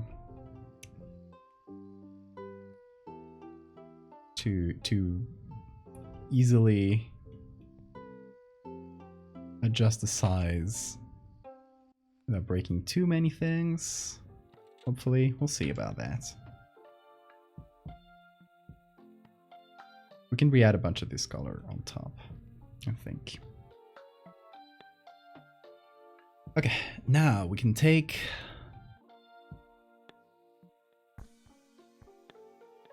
all of this. I'm gonna group it up. I'm gonna call it BG for background. I'm gonna turn it into a single layer.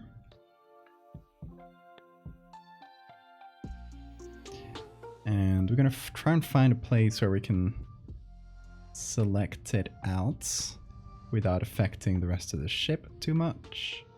I think this will be the spots. We'll see. So now we can take the background and the meat, everything that's on it, and choose the horizon line as the center. So we can grow it. Grow that meat. Without hopefully breaking anything. I don't think I'm breaking anything right now, so that's good.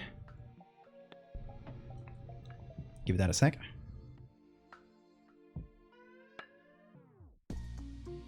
$18 of us need to spend 2,000. One person's 160.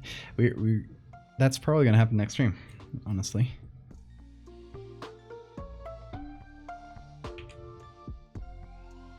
Okay, now we can combine these two layers until they work together.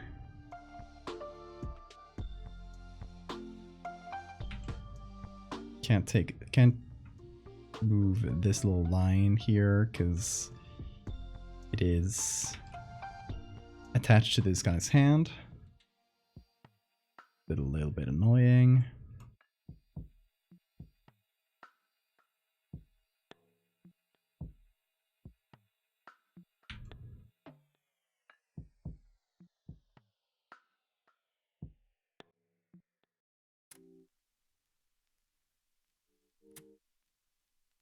Gonna have to remove that little strap.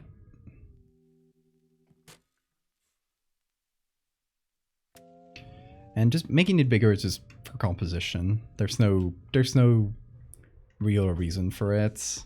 I just thought it would look better if the meat chunk was a little bit bigger on the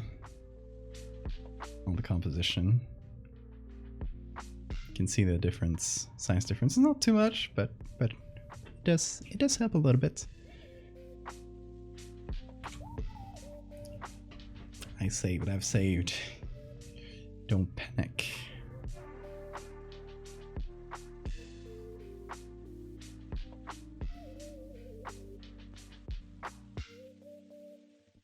Oh, PSB. I guess it's getting pretty big. I'll save it as a PSB for now, but I'll have to lighten it later, so it doesn't take up a huge amount of space. It's probably a bunch of filler layers to remove.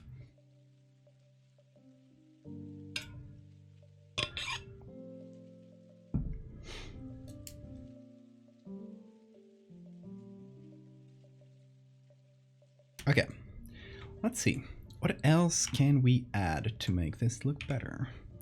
First of all, we're gonna bring back a little bit of that orange on the sky that we had removed,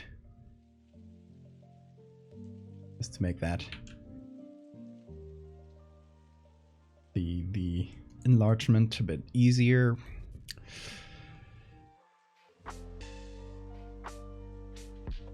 And I think I'm gonna try out some like the final look, see what this could look like with all the right colors and stuff.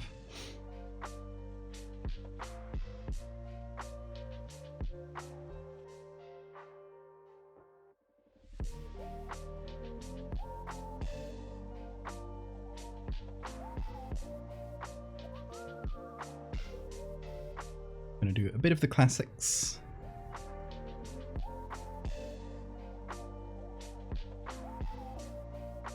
Like blur and sharpen.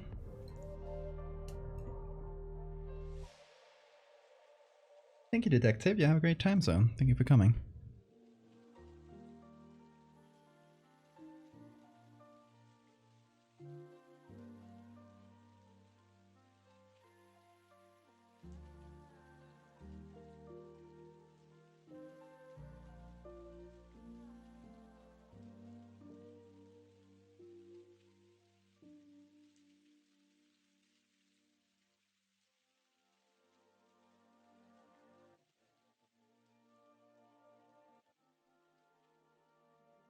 Alright, we need to figure out those sunset colors a little bit better. We can add a bit of that on the color grading. So we can probably go back like below this layer and help those colors out a little bit by changing the base, the background layer, giving it a filter or two. Because just doing it on top like this can be a little bit hard.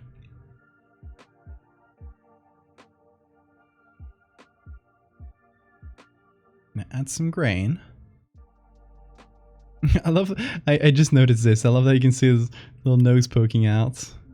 Just looking down, saying, what the fuck did I just catch? That looks just like the planet. It's right behind me. Oh boy.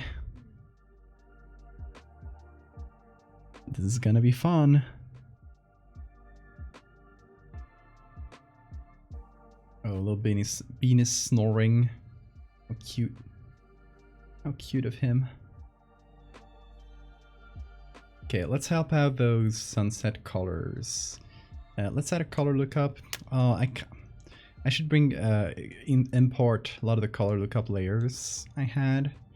Because I had a bunch of good ones, and some of them really helped with the sunset vibes. This one in luminosity, maybe.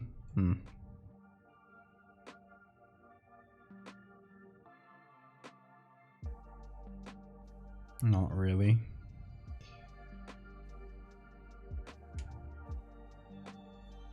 Yeah, I don't think I have the ones I used to use for sunsets. See any of the other ones? Not really. Let's try a photo filter.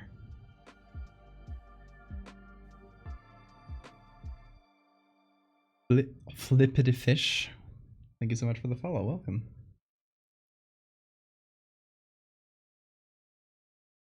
Okay, warming filter will help quite a bit. Especially if I really like apply a strong one and then just reduce it a bit from some areas, like the sky above.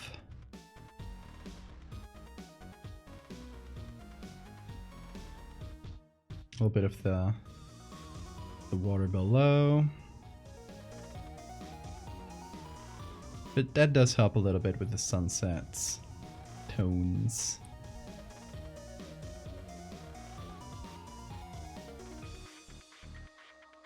I think color balance might help a bit as well.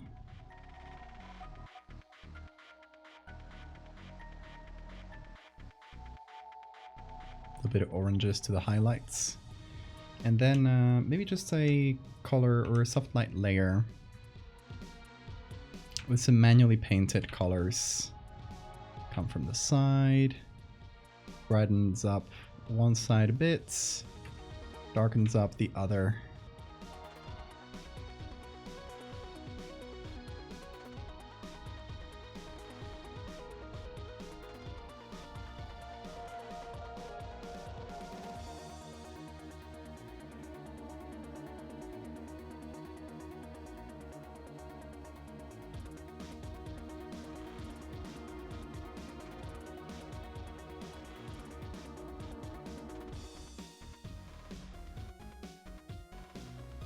And a color layer as well, where we take... You're stretching your fingers? Cute. We can take some of the bluer colors.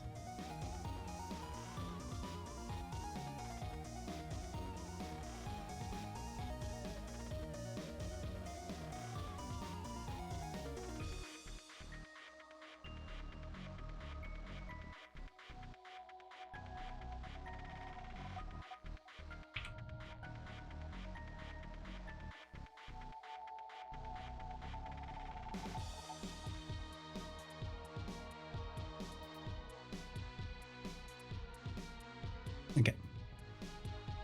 All of this together does quite a bit of difference, getting us those colors closer to where they should be.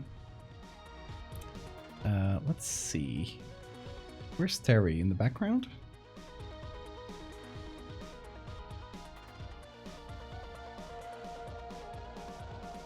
Not in the meat zone.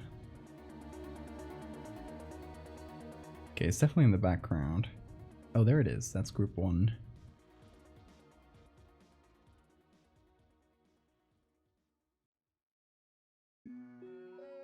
I think I'm gonna make it a bit smaller because it feels like it's way too close to the earth. And I feel like it has to be kind of in the background.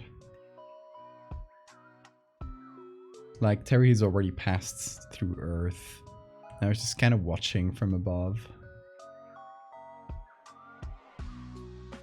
There, that feels better.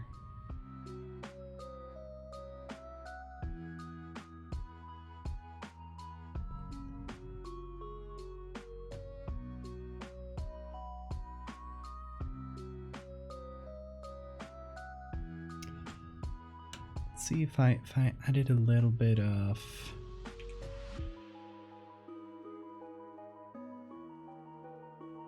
Whoa. Okay, let me find a brush with the circumference of Terry. A little bit. Just edit that ever so soft. So the back also contrasts just a touch with the background.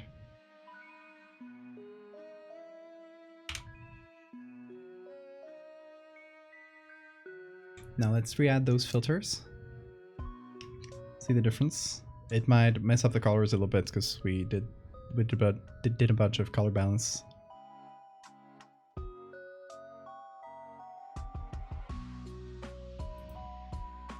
Okay, it's getting better. It's a bit overblown with the sunset colors, I would say.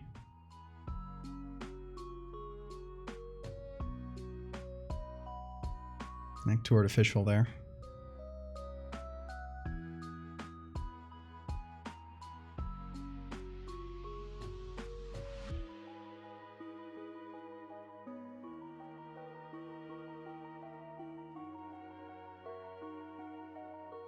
Can reduce the saturation a little bit and then do some work on the color grading.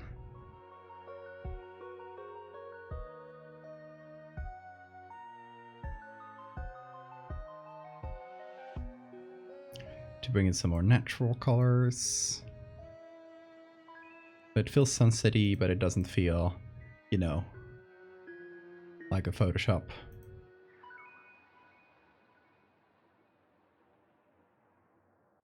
And it's always going to feel like a Photoshop, but you know what I mean.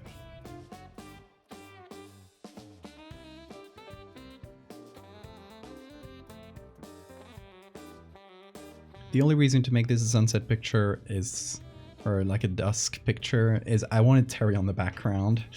And obviously you can't really have it as much in the daylight. It would just be, in daylight it would just be really hard to see.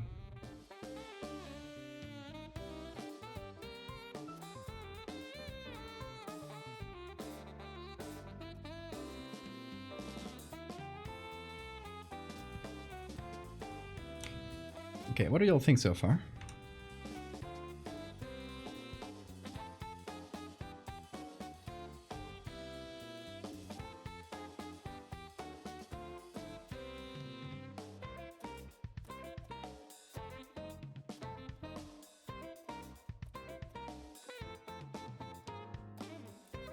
I think there might still be a little bit of balancing to do with the light and dark on the meat chunk here.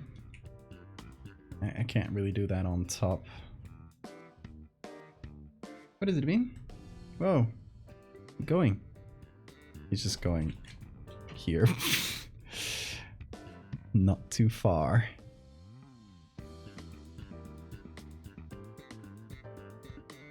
Guess the bed maybe got a bit too hot, so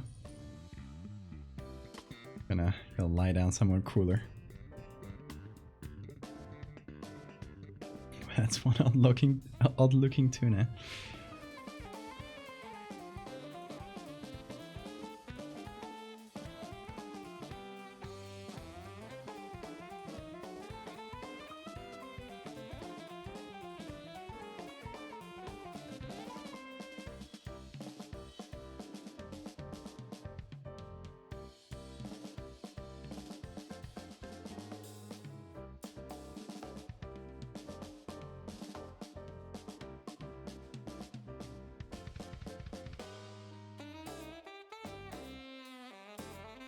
Okay. Reduce the mesh a little bit.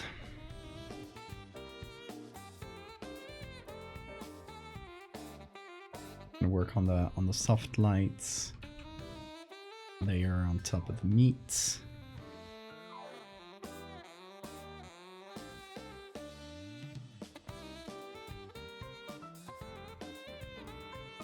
I guess the challenge, the bigger challenge here is making something that, you know, in the original picture was, you know, nothing, like you can't, it's a void.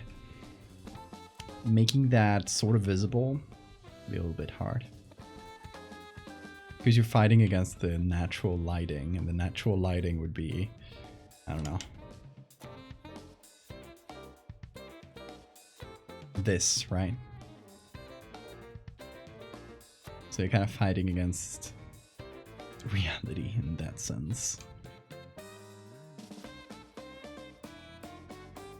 Also, I think I might go over some areas of the mesh manually. As annoying as that sounds for myself,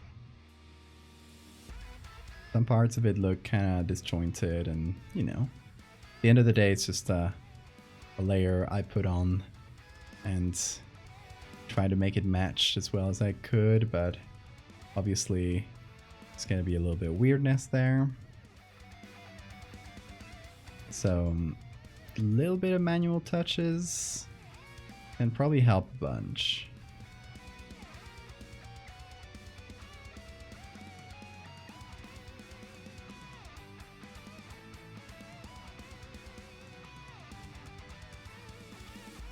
Can also emphasize in the mesh like the bumps that the eyes would make, this kind of thing.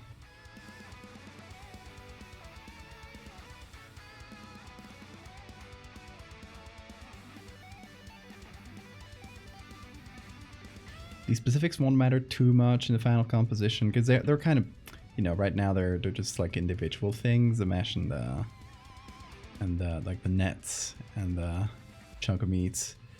On the final composition, when we put them all together in a single layer, we blur it and then sharpen it, that sort of thing. It kind of comes together in a single layer. So that helps sell it, but still, I feel like it needs a little work.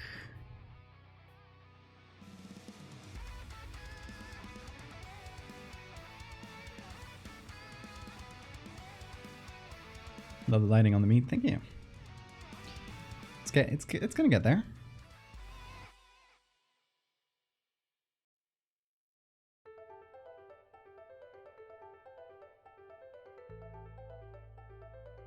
Also, in some areas we need to connect the meat with like the original mesh, like the mesh, the mesh we added to the original, if that makes sense, and to the meat, like everything needs to fit together.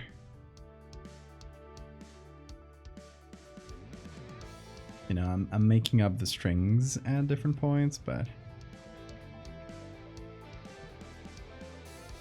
hopefully that won't be super noticeable.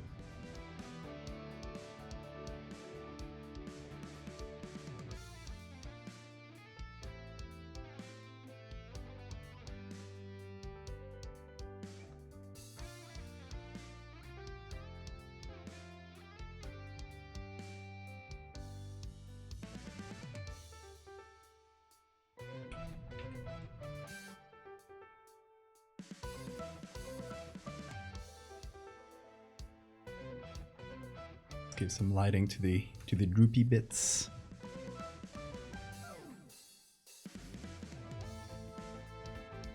All right, let's see what this looks like with everything on top of the whole thing. Also, before we do that, oh, this is soft light I added on top. Okay, I'm just gonna delete that because we did a bunch of manual work, so it doesn't really apply anymore. Let's see. Thank you for the save reminder.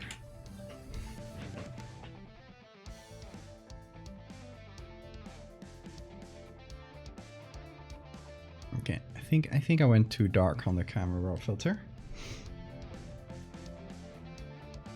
My hands smell like your weird product bean. It's your fault. It's your fault. Can't pet you that much. Yeah. But I'm gonna.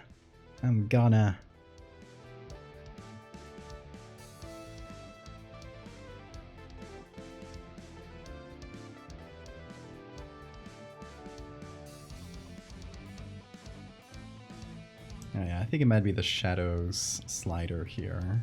Pushed it down too far.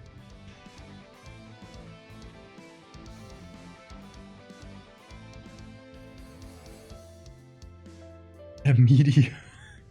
Kinda. It is a meat chunk that comes from space. So a meteor does fit the description.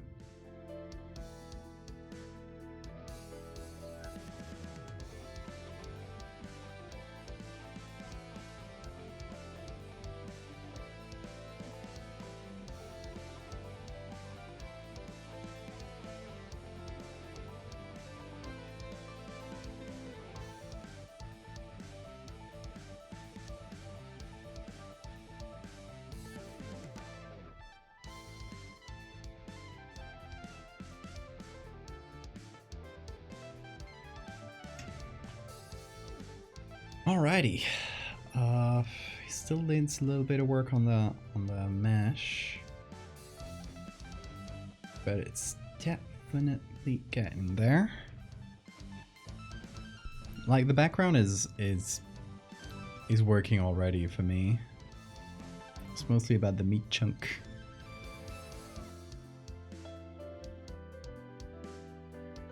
Meteor, exactly.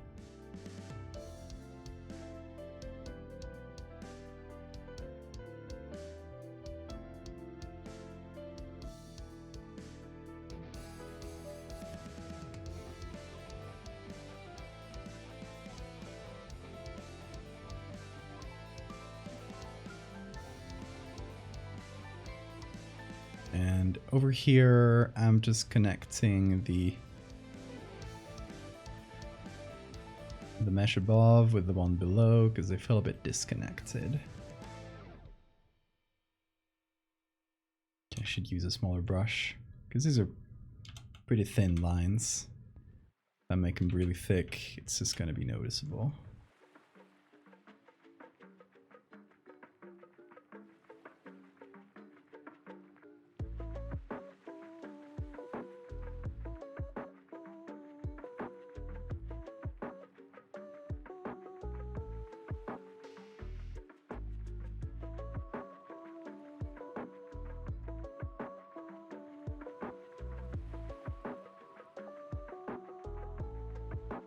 Also, yeah, some of the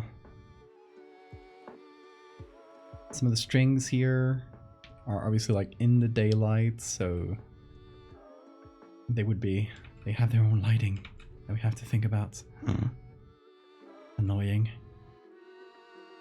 I won't overdo it because it is at the end of the day, it's not going to be the most noticeable thing.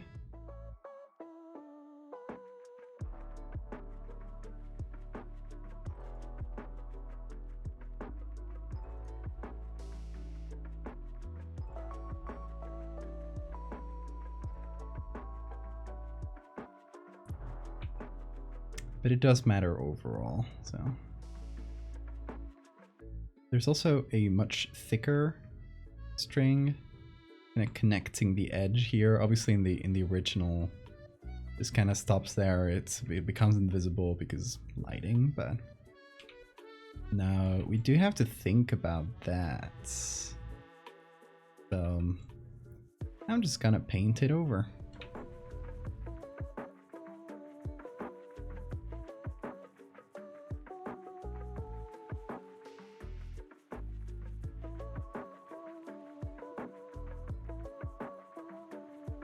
Not a huge thing, but hopefully it helps out a little bit.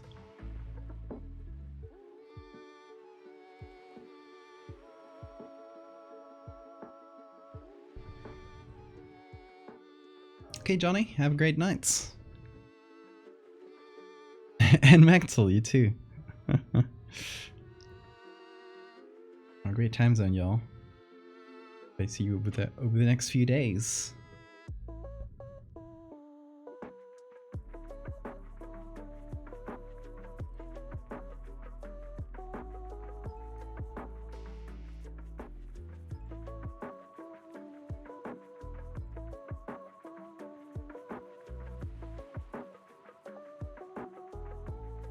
Oh, Bean, you're in the danger zone. Be careful. You gotta press keys.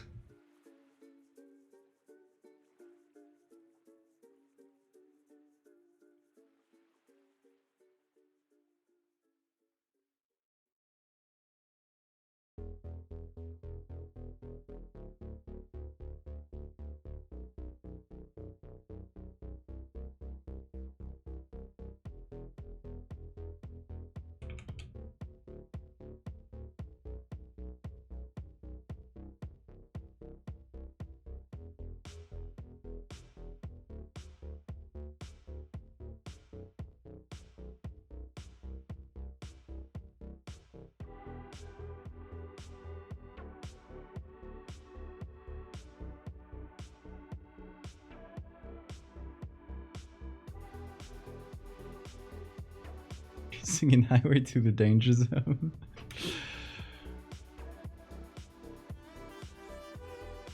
Is it because of the background song?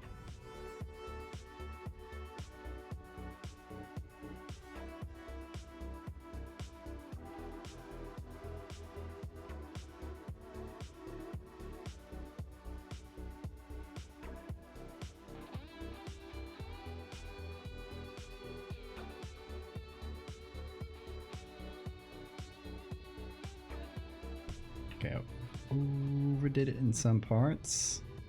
But let's see what this looks like once I've put it through all the filters. Oh, Bean! Photoshop loading times are the time to pet Bean. What a loaf. What a big loaf you are. Yeah, dude.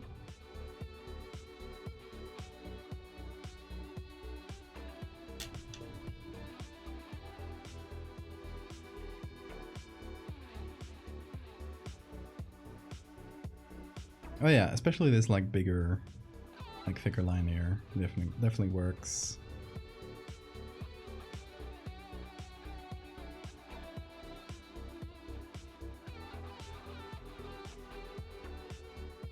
Adds a bit of depth to it. You can now clearly see that the meat is inside. The meat has been captured.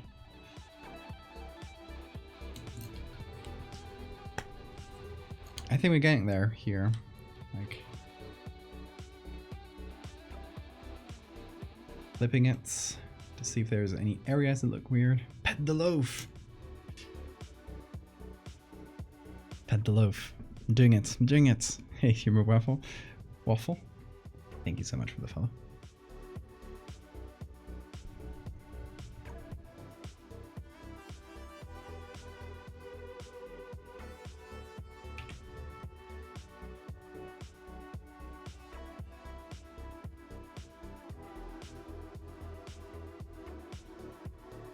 Making this eye more visible because I like the fact that, you know, the meat chunk and the human are just looking at each other, just a little stare down.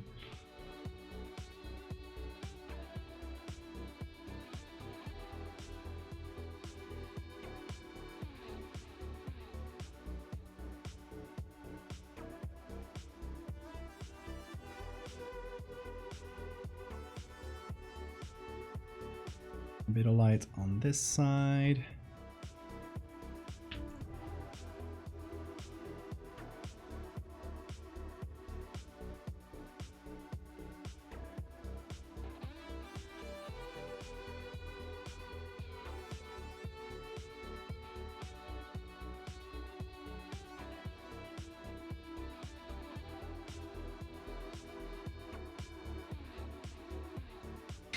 The flesh mash you caught challenges you to a staring contest. Exactly. One eye is looking at the fisherman, the other is looking straight at us. Like, fourth wall breaking.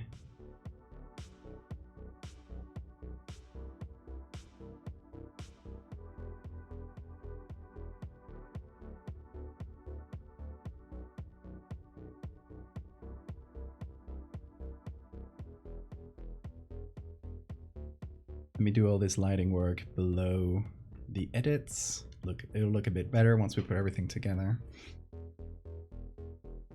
Hopefully, at least.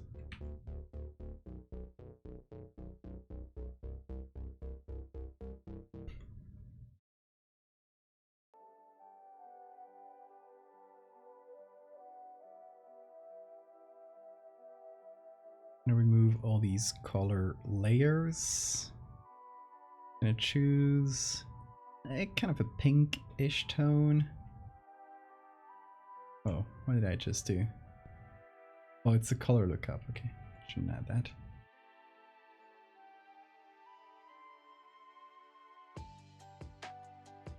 Yeah, just choosing a nice pink tone and reducing some of the like oversaturated zones, which have made things a little bit less readable and harder to work with generally.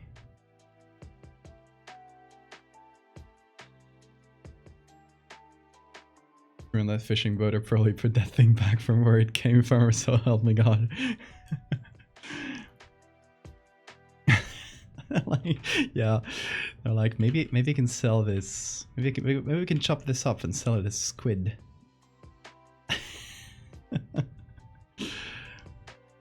That's what I would be thinking.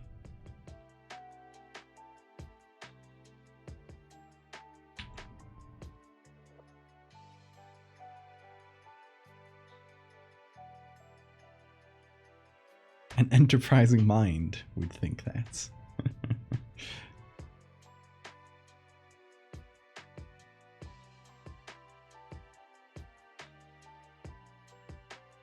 You know how it is with fishermen.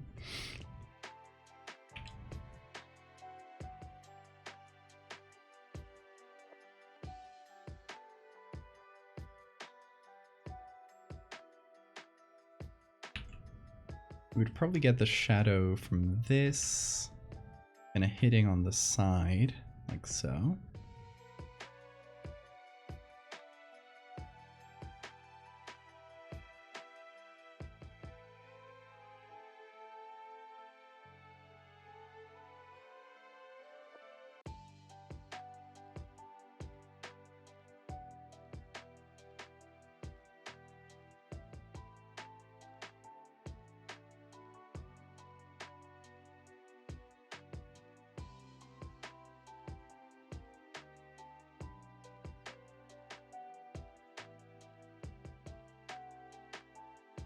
Nope, wrong layer.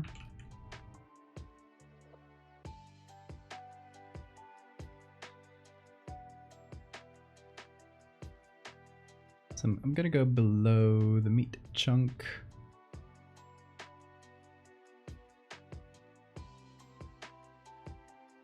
We haven't really given a name to Terra's child, to Terra's future child as it takes over the earth.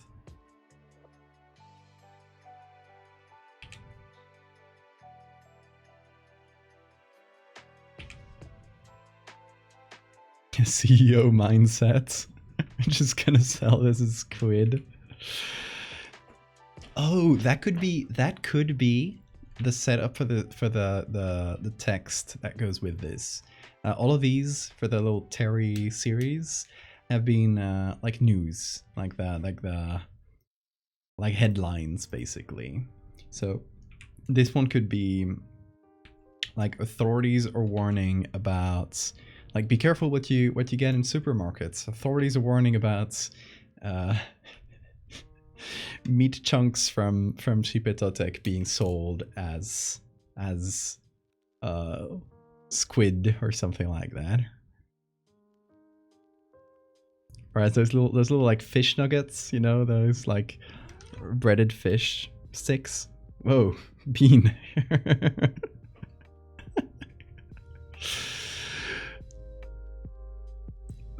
Bone meal, thank you so much for the follow.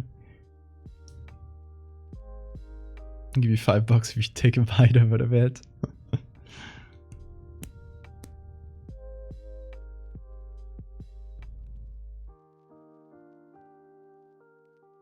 These vegan meats. Oh my god, they would be selling it as meat substitutes.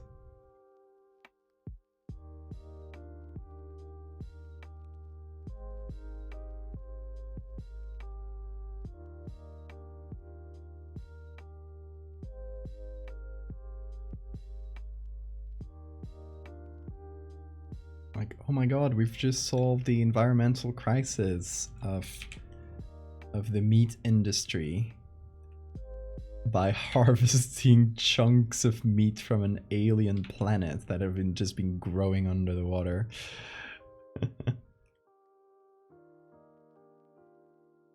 It's sustainable meats. Also, it's an invasive species, so it's good for the environment. You know how it is.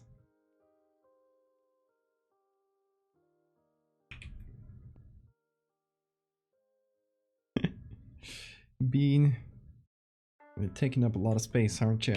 I'll let you. It's your table too. Don't press on the keyboard. Oh, you got a key out. This little guy.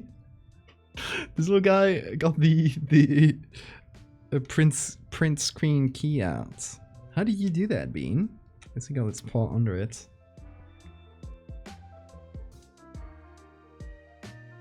Uses alternative medicine. Oh my god.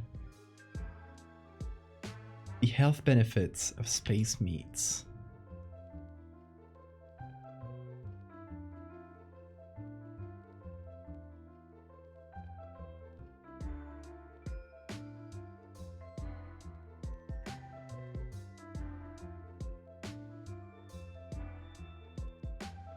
Bean, you're really going at it. Go for it, dude. Not judging.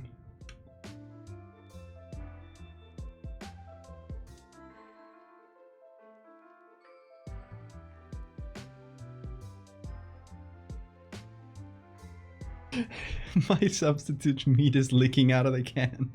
It's eating my shelf.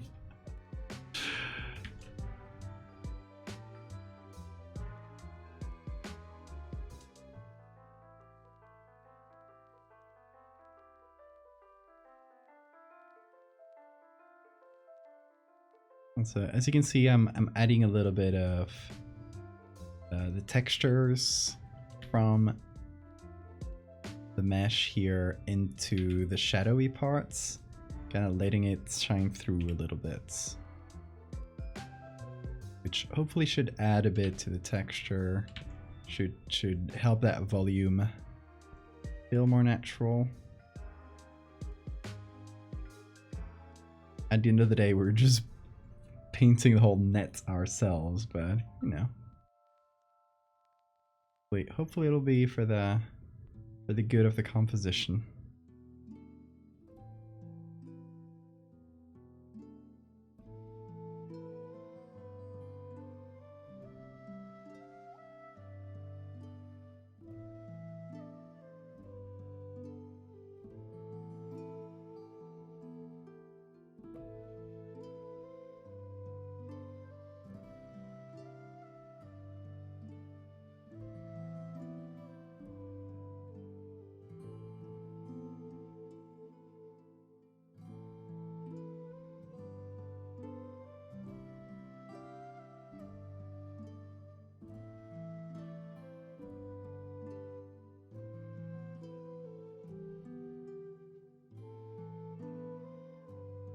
And here on the left side, thankfully there's not that much depth of lighting to do. It's just pretty much just black. We can give it a little bit of curve so that, you know, the eye feels like it's poking out a little bit.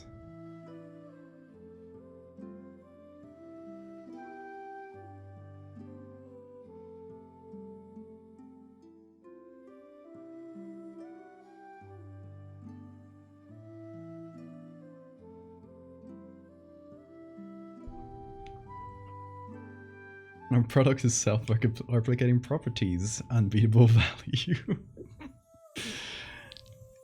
It's technically calorie-free. It's calorie negative since it kind of digests you before you digest it. The first ever calorie negative food. After tapeworms.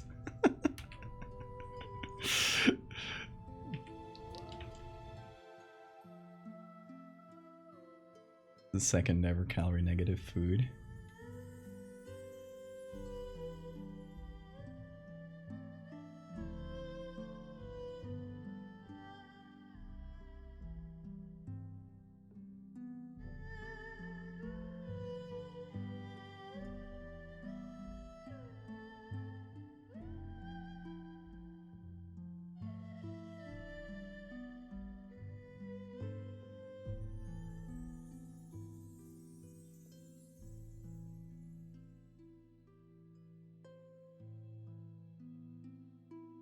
Bean, you're going wild cleaning today. I guess it makes sense since you You smell that parasite product. But still, he's been really thorough.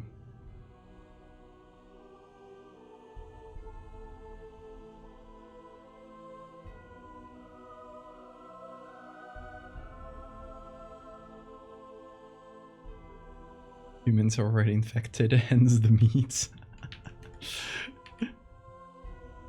We're part of the meat megastructure. How beautiful is that?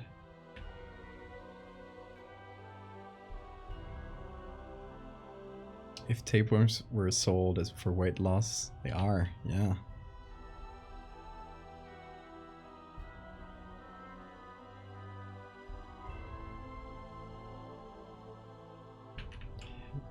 New weight loss craze. People are just letting the meat chunks eat them.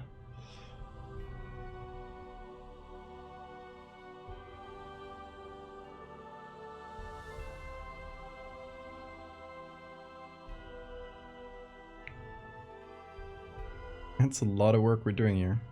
I'm gonna go blur that a bit. It's, you know, at the end of the day, it's just me drawing it, so it's not gonna look fantastic. Just want a little bit more texture to that, and hopefully we're achieving that. Let's see.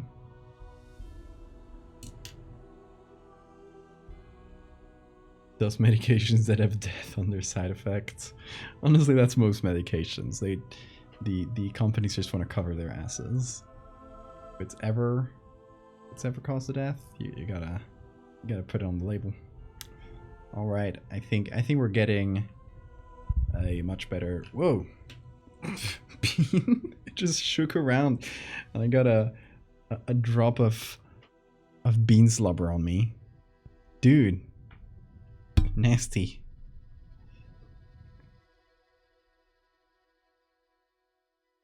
Cigarettes that were being, yeah, cigarettes being sold as weight loss products. They did.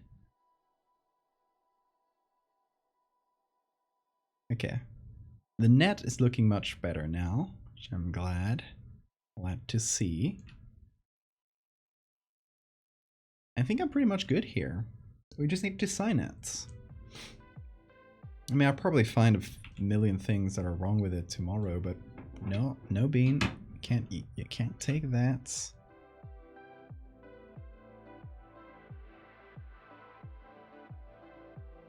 Come on, go knead on your little bed.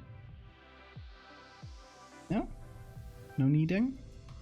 You can chill out here then.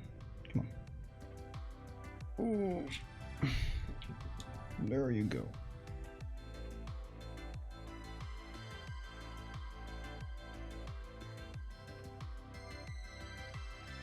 You little clean beast.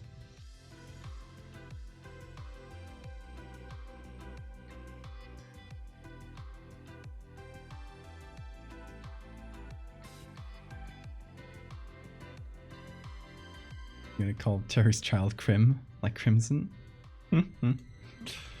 Terraria reference spotted.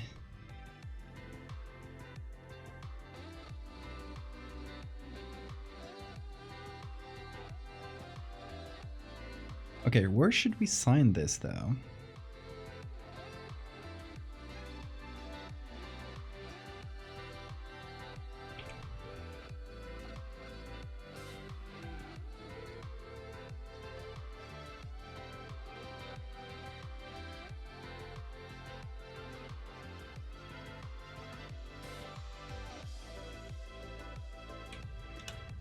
This layer is empty.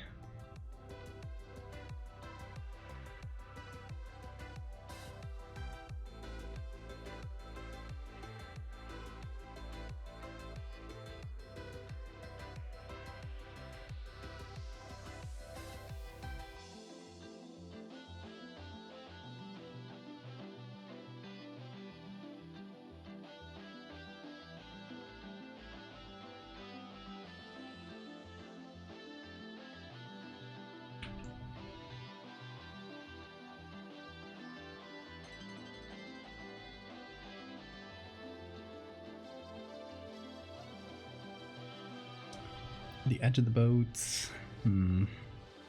Go. Let's put it in the right direction. I was thinking using the ropes and stuff.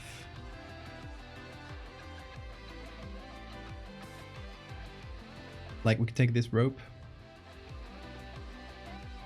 or you know, ignore this one, but take this one, and then put another one here, another long one here, and then one that crosses over. I think that might be good. Let's see.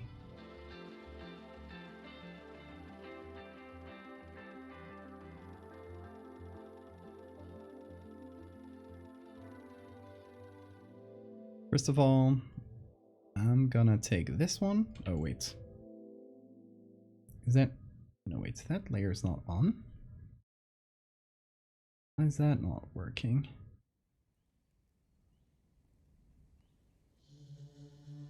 Huh. Do I have a selection on? No. Oh, it's on current layer. There we go. I thought Photoshop was breaking for a second, but no, I was just silly. Just being a little silly. Nothing out of the ordinary. Thank you for the save reminder. Every time it slows down.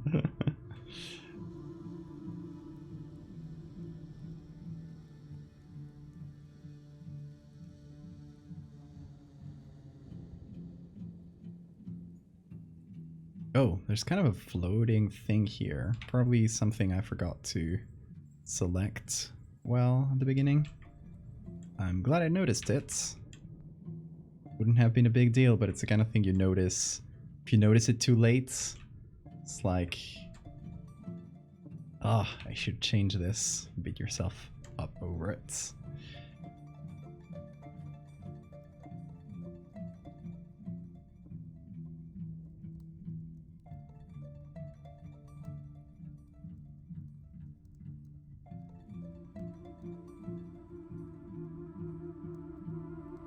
All right.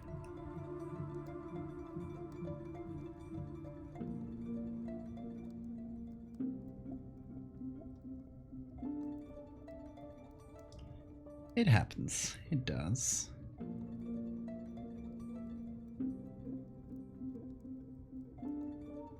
What's up, Bean? You little rascal.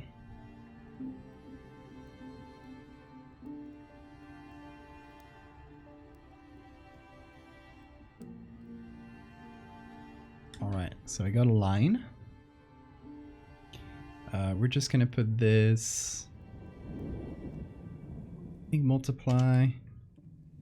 Then reduce this. Or darker color even. Yeah, it's better.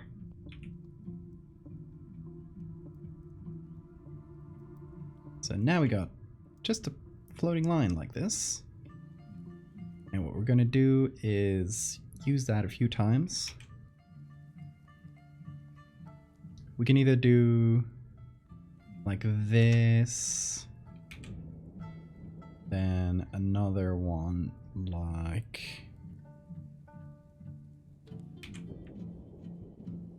Oh, let me move it. There we go.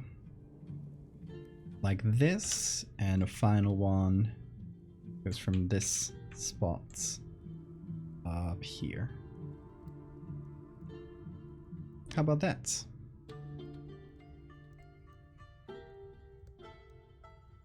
That way it's like, you know, in the actual world, it's not painted somewhere, it just exists. Noticing a mistake after you posted it. Yeah, that's why I never look at my art too close after I posted it. I'll just zoom out of it. Because usually those little errors is the kind of stuff you notice when zooming in. And I just don't zoom in. The coward's way. There's no errors if you don't look at them. You know? You know how it is?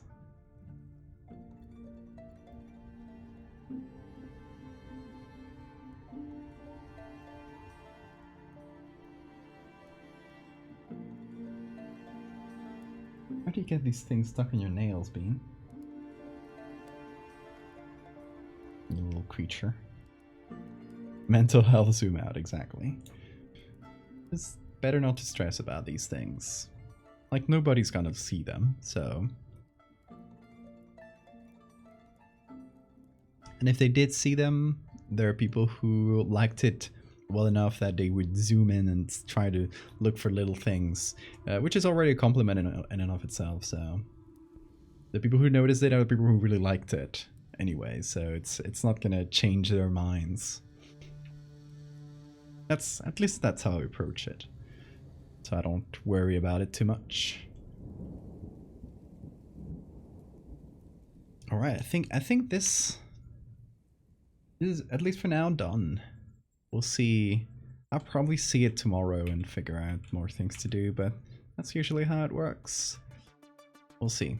If I'm happy with it tomorrow, this will be posted tomorrow, because if we're gonna do a bunch of art over the next few days, I'll just be posting it as we do it. No sense in waiting, I guess. I have notes on my canvas so future me remembers. Yeah, that's a good one as well. Sometimes I do that. Especially if I know I'm gonna be coming back to something.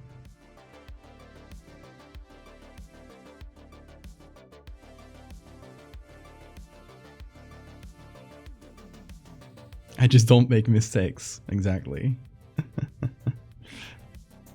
No piece of art is ever finished. It just stops being worked on. Absolutely true.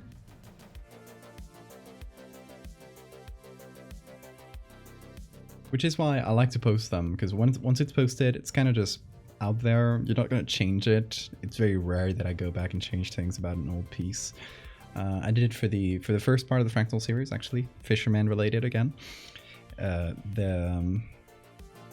Those first two images, I made them without, like, before ever thinking that it was going to be a series, and then I kind of figured out an aesthetic for the rest of the series, and that first part kind of stuck out as like, oh, the colors are different, the quality, like the size of the image itself is different. So I went back and changed those few things and added a few details, like one of them was unsigned, so I went back and signed it. Those little things, you know? So now I'm happier with them. But that's like the exception, really rare.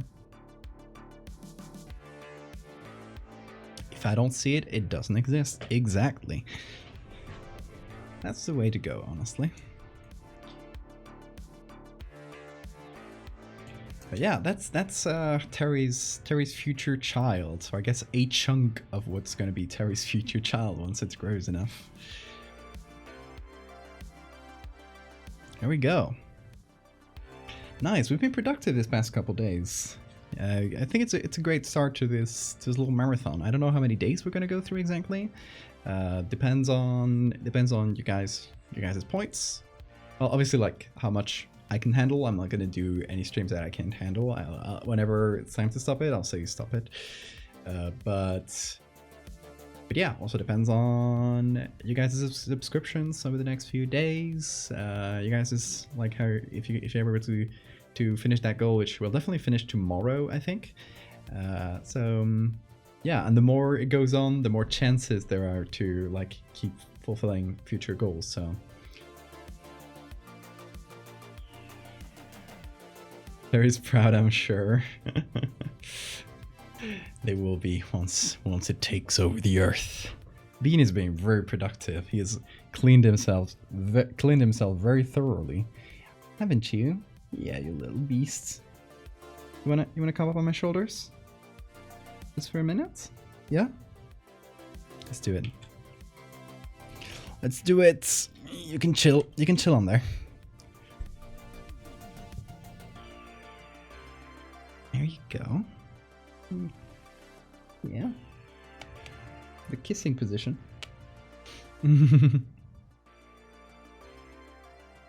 Terry too. I forgot one thing. What did I forget? This is petting Bean enough. There's always, could always be pet more. What is it, Bean? Your claws are way too sharp, dude. Some of them are. Googly eyes. Oh my god. Gonna add some more. What you doing, Bean?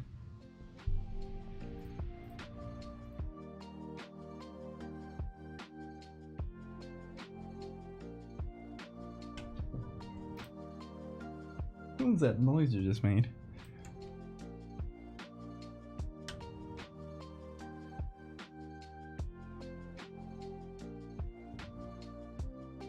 A few more googlies.